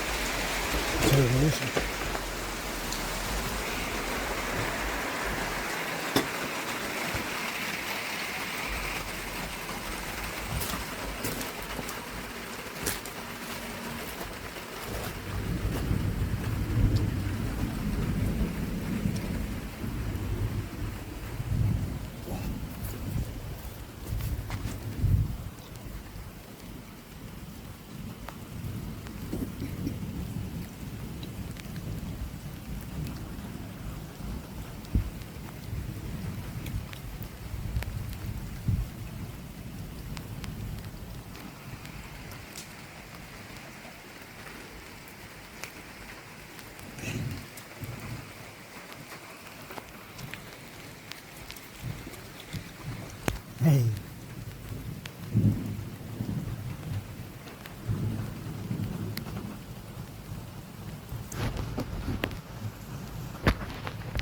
Shit.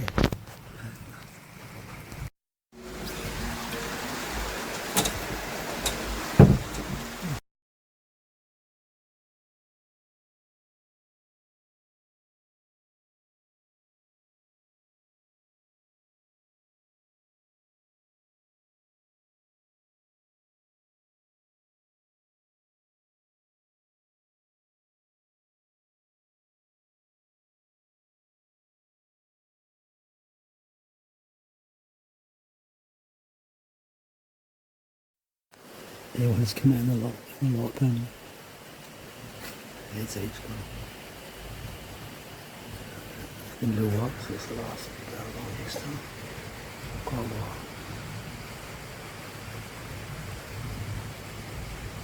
Yeah, great. That's good.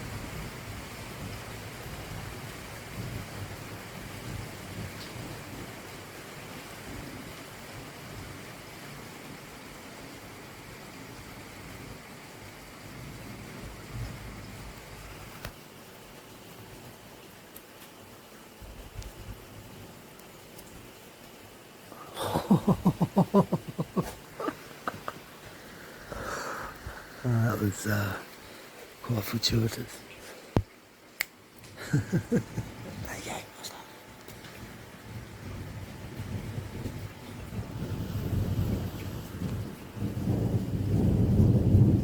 Oh, hear that?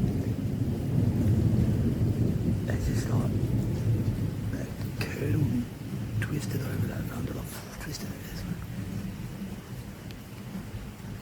Corkscrewed over.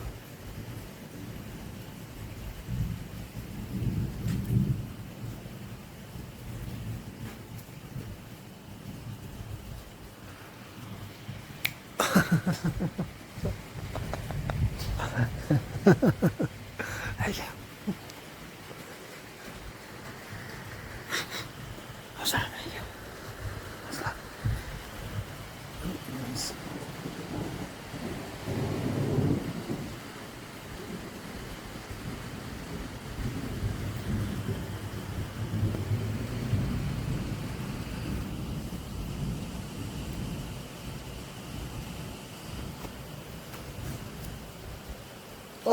I did that one straight away. That was so good. That was good. Yeah.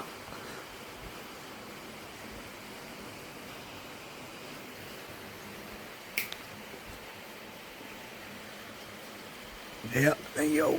That was cool. That was hard.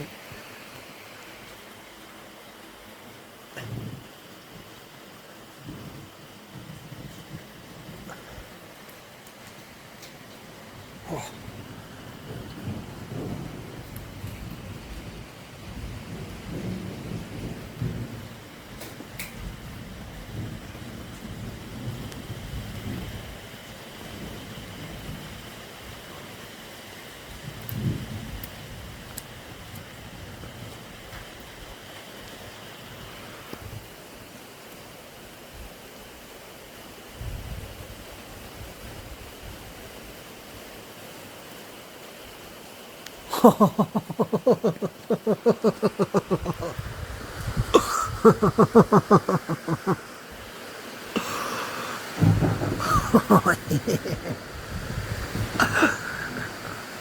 Yeah, yeah, yeah. Hey, yo.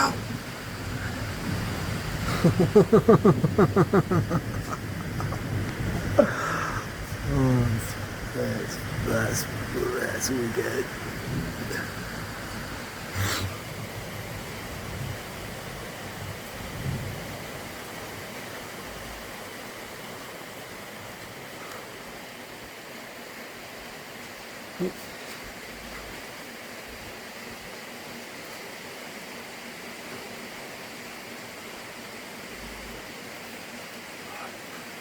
Thank you.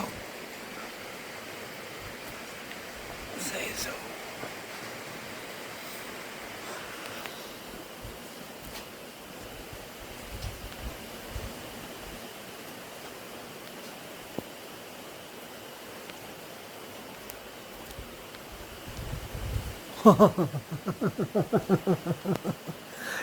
You can feel it building up, you can feel it build up in the area. You remember the little push and then it's like, and then it's like that. Oh, but the light.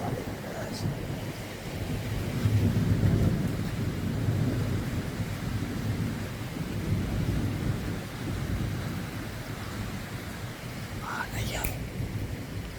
What's up? Is he up here?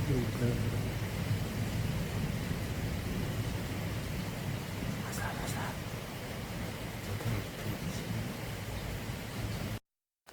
Yeah, well, it's come out in the light panel. It's heaps cool.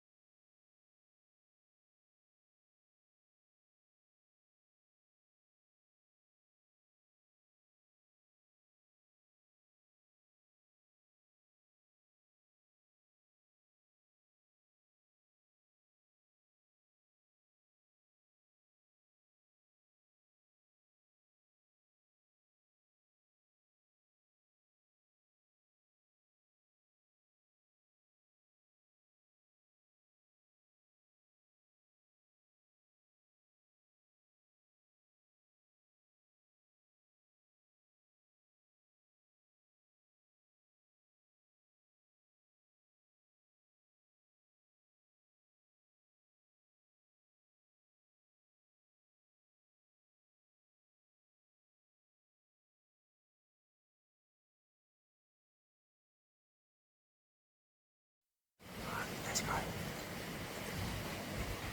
What's up, there, yo?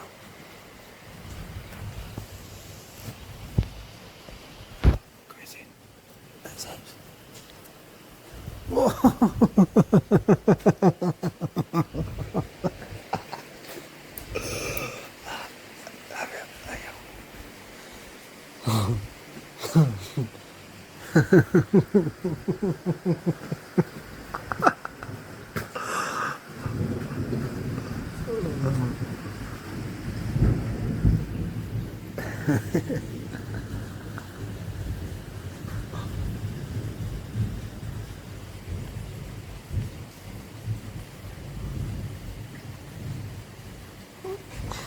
I was looking at it. So I'm doing it.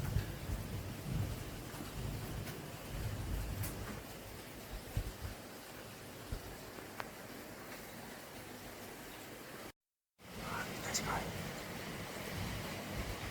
What's up, there, yo?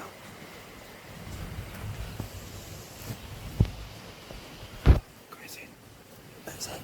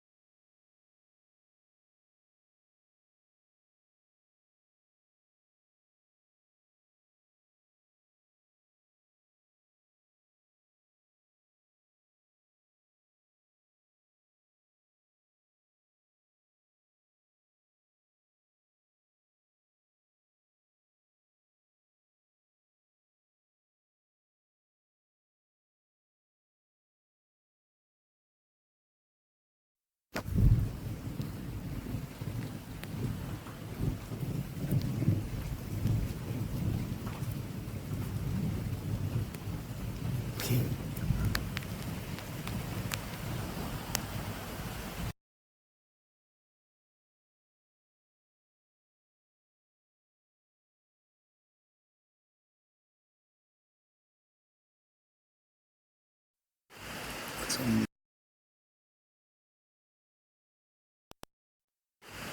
on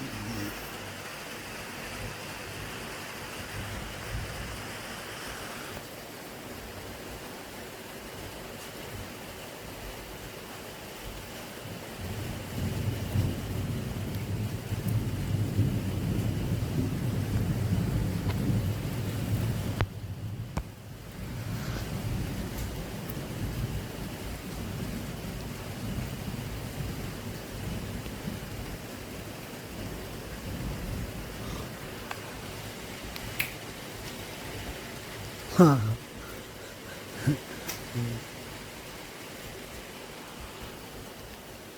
She looks like huge.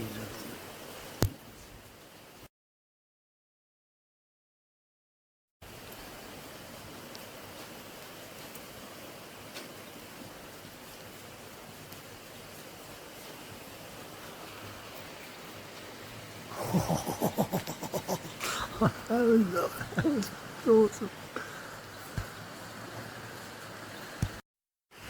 What's on there?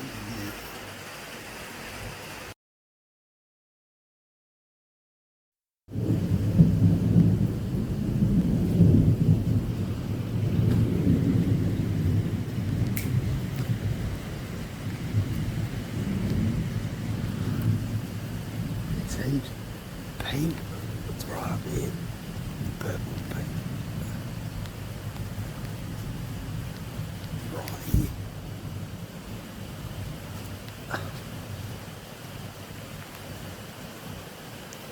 Oh.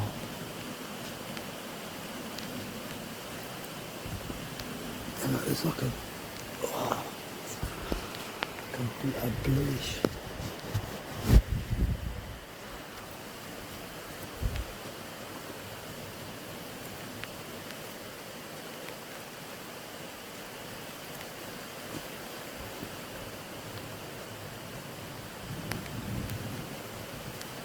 Oh.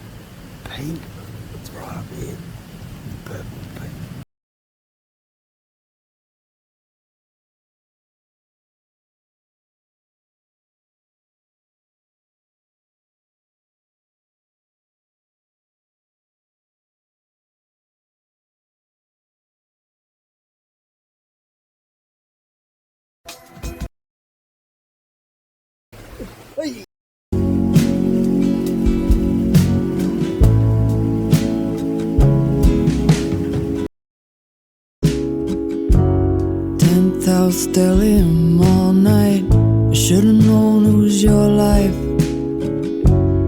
La composición. Beat me to the lighthouse. Rails and bright ribbons, white holes to go down.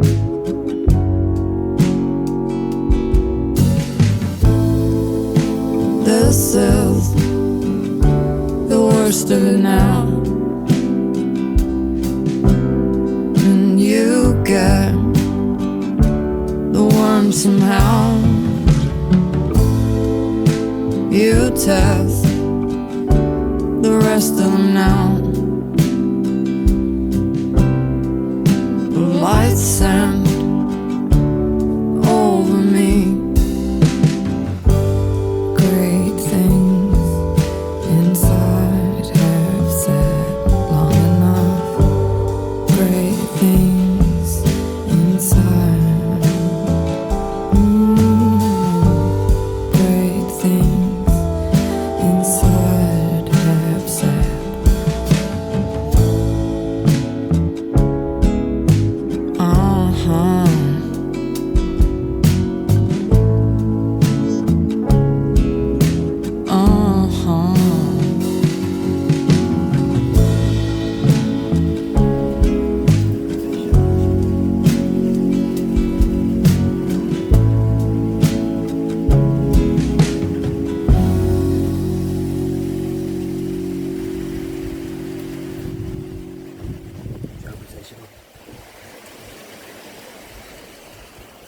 There's two right from me. Hey! Oh my god. Hey, I'm from school concentration.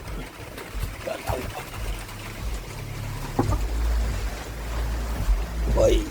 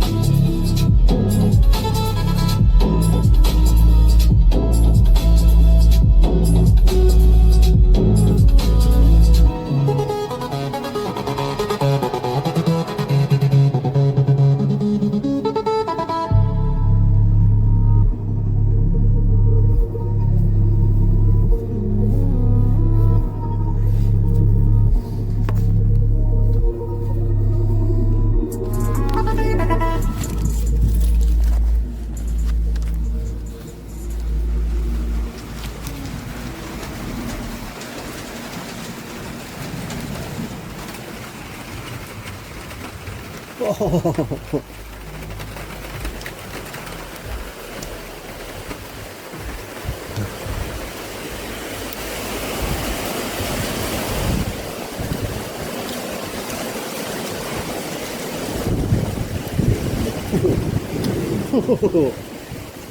What? Oh, it's me.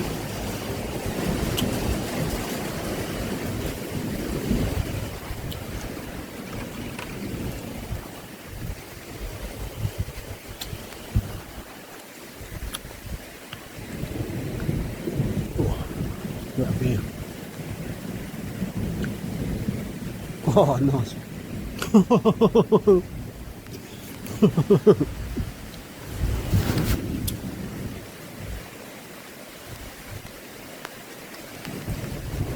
Oh, yeah.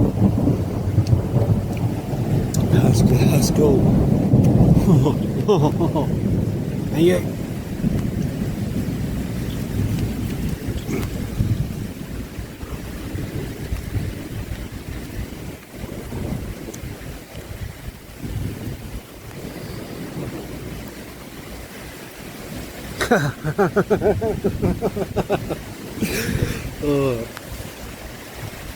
Thank you.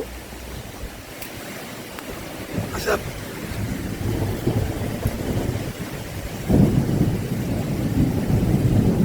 Oh, yeah. Thank you. Oh, that was okay.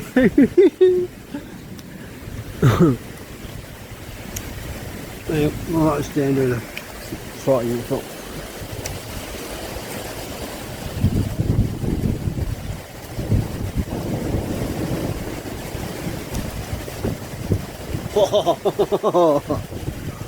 Yeah.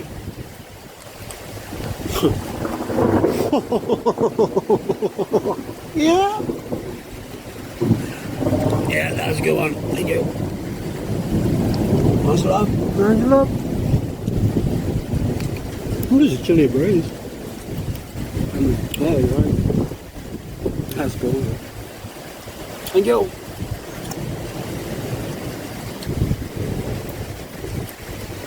Yep. Thank you.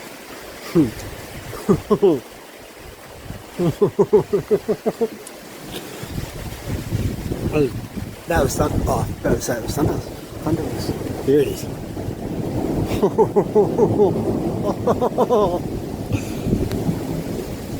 Yeah, big up. Oh, fuck. That was a big raindrop.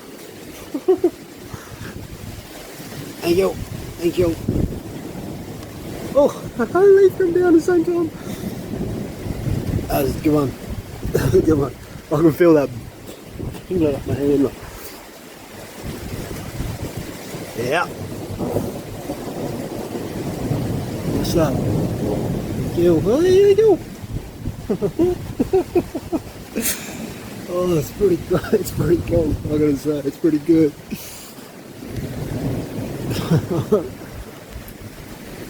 Yeah, thanks, Joey. Thank you. Oh, something's thick on my feet.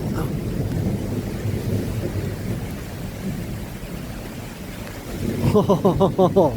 This over here is like a thing. Let's come out. There you go.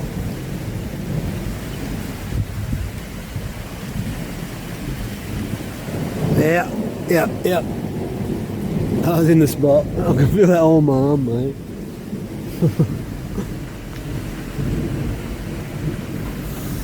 Much love. Let's see what we got. Yeah, so good. That's very good.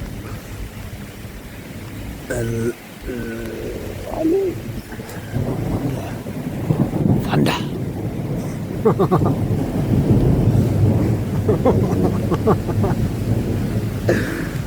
Oh, it's. I must say, it's pretty exhilarating.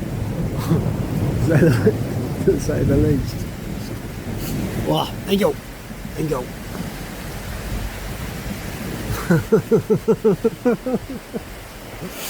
Oh dear. Hey. Nice. Let's do this. Thank you.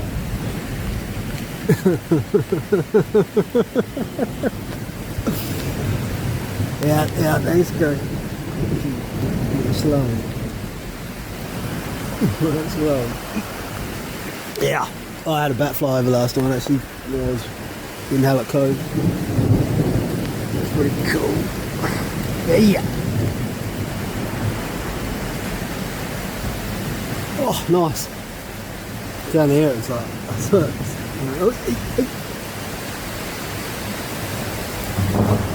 oh, that was right above. Yeah. Right, I'm just going to stand in a different spot.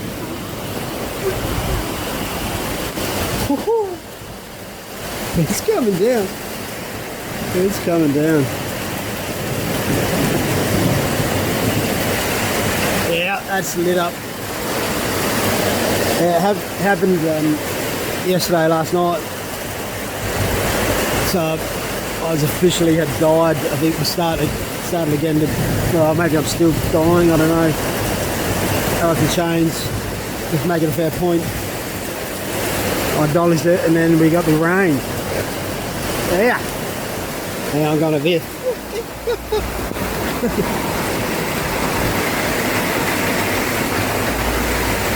Nice.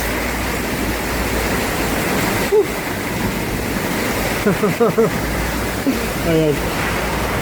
I'm going to take a light painting shot.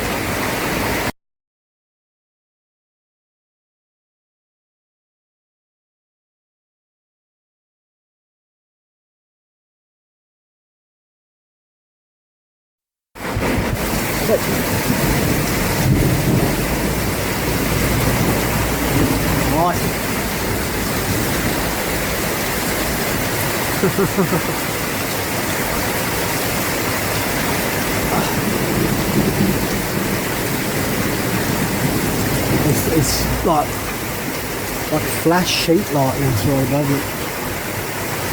Yeah. It's coming down right here, look. Look, it's actually... Look.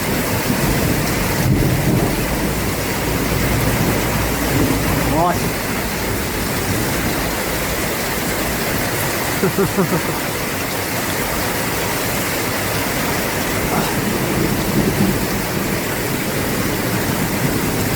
It's like flash sheet lightning sort of, doesn't it? Yeah. It's coming down right here, look. Look, it's actually... Yeah, it could be the... Oh! Suppose we're gonna... I don't know, we're gonna sink or swim this. Might be a bit of both. Woo. I want to see the flashes.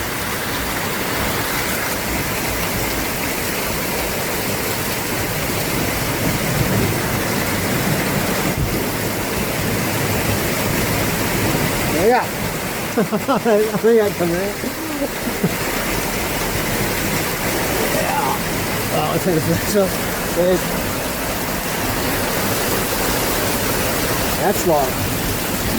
That's quite a bit, not sure. Space of time, really.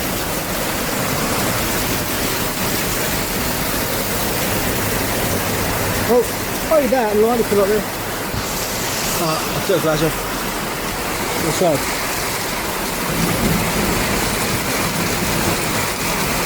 Right. Come things up that there.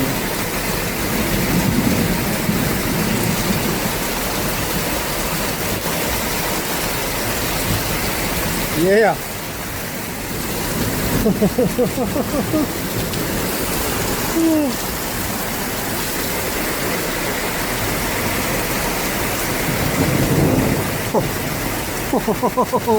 I'm zooming. Yeah, I think I'm zoomed quite a way in. Oh, nice.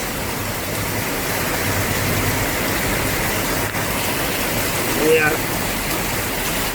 Yeah, I'm zoomed. I think I'm zoomed, that's alright. Keep going, y'all.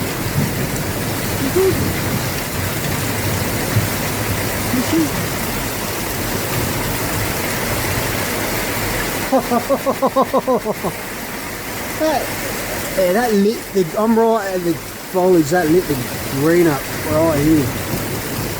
That's wonderful.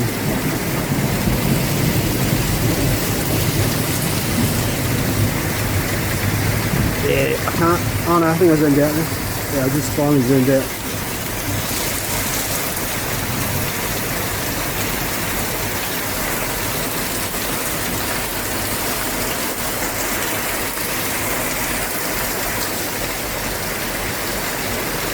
Let's go.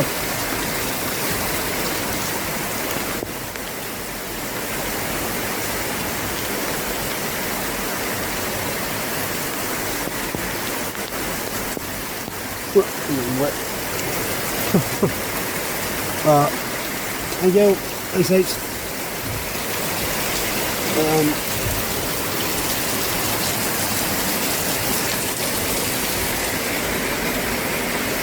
Yeah, I'll probably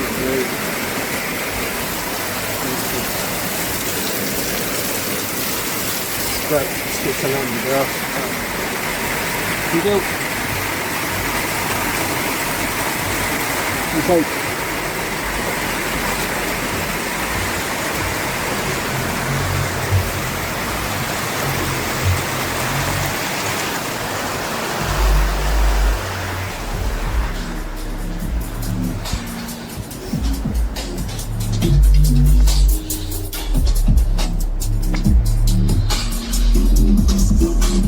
What's up, sir?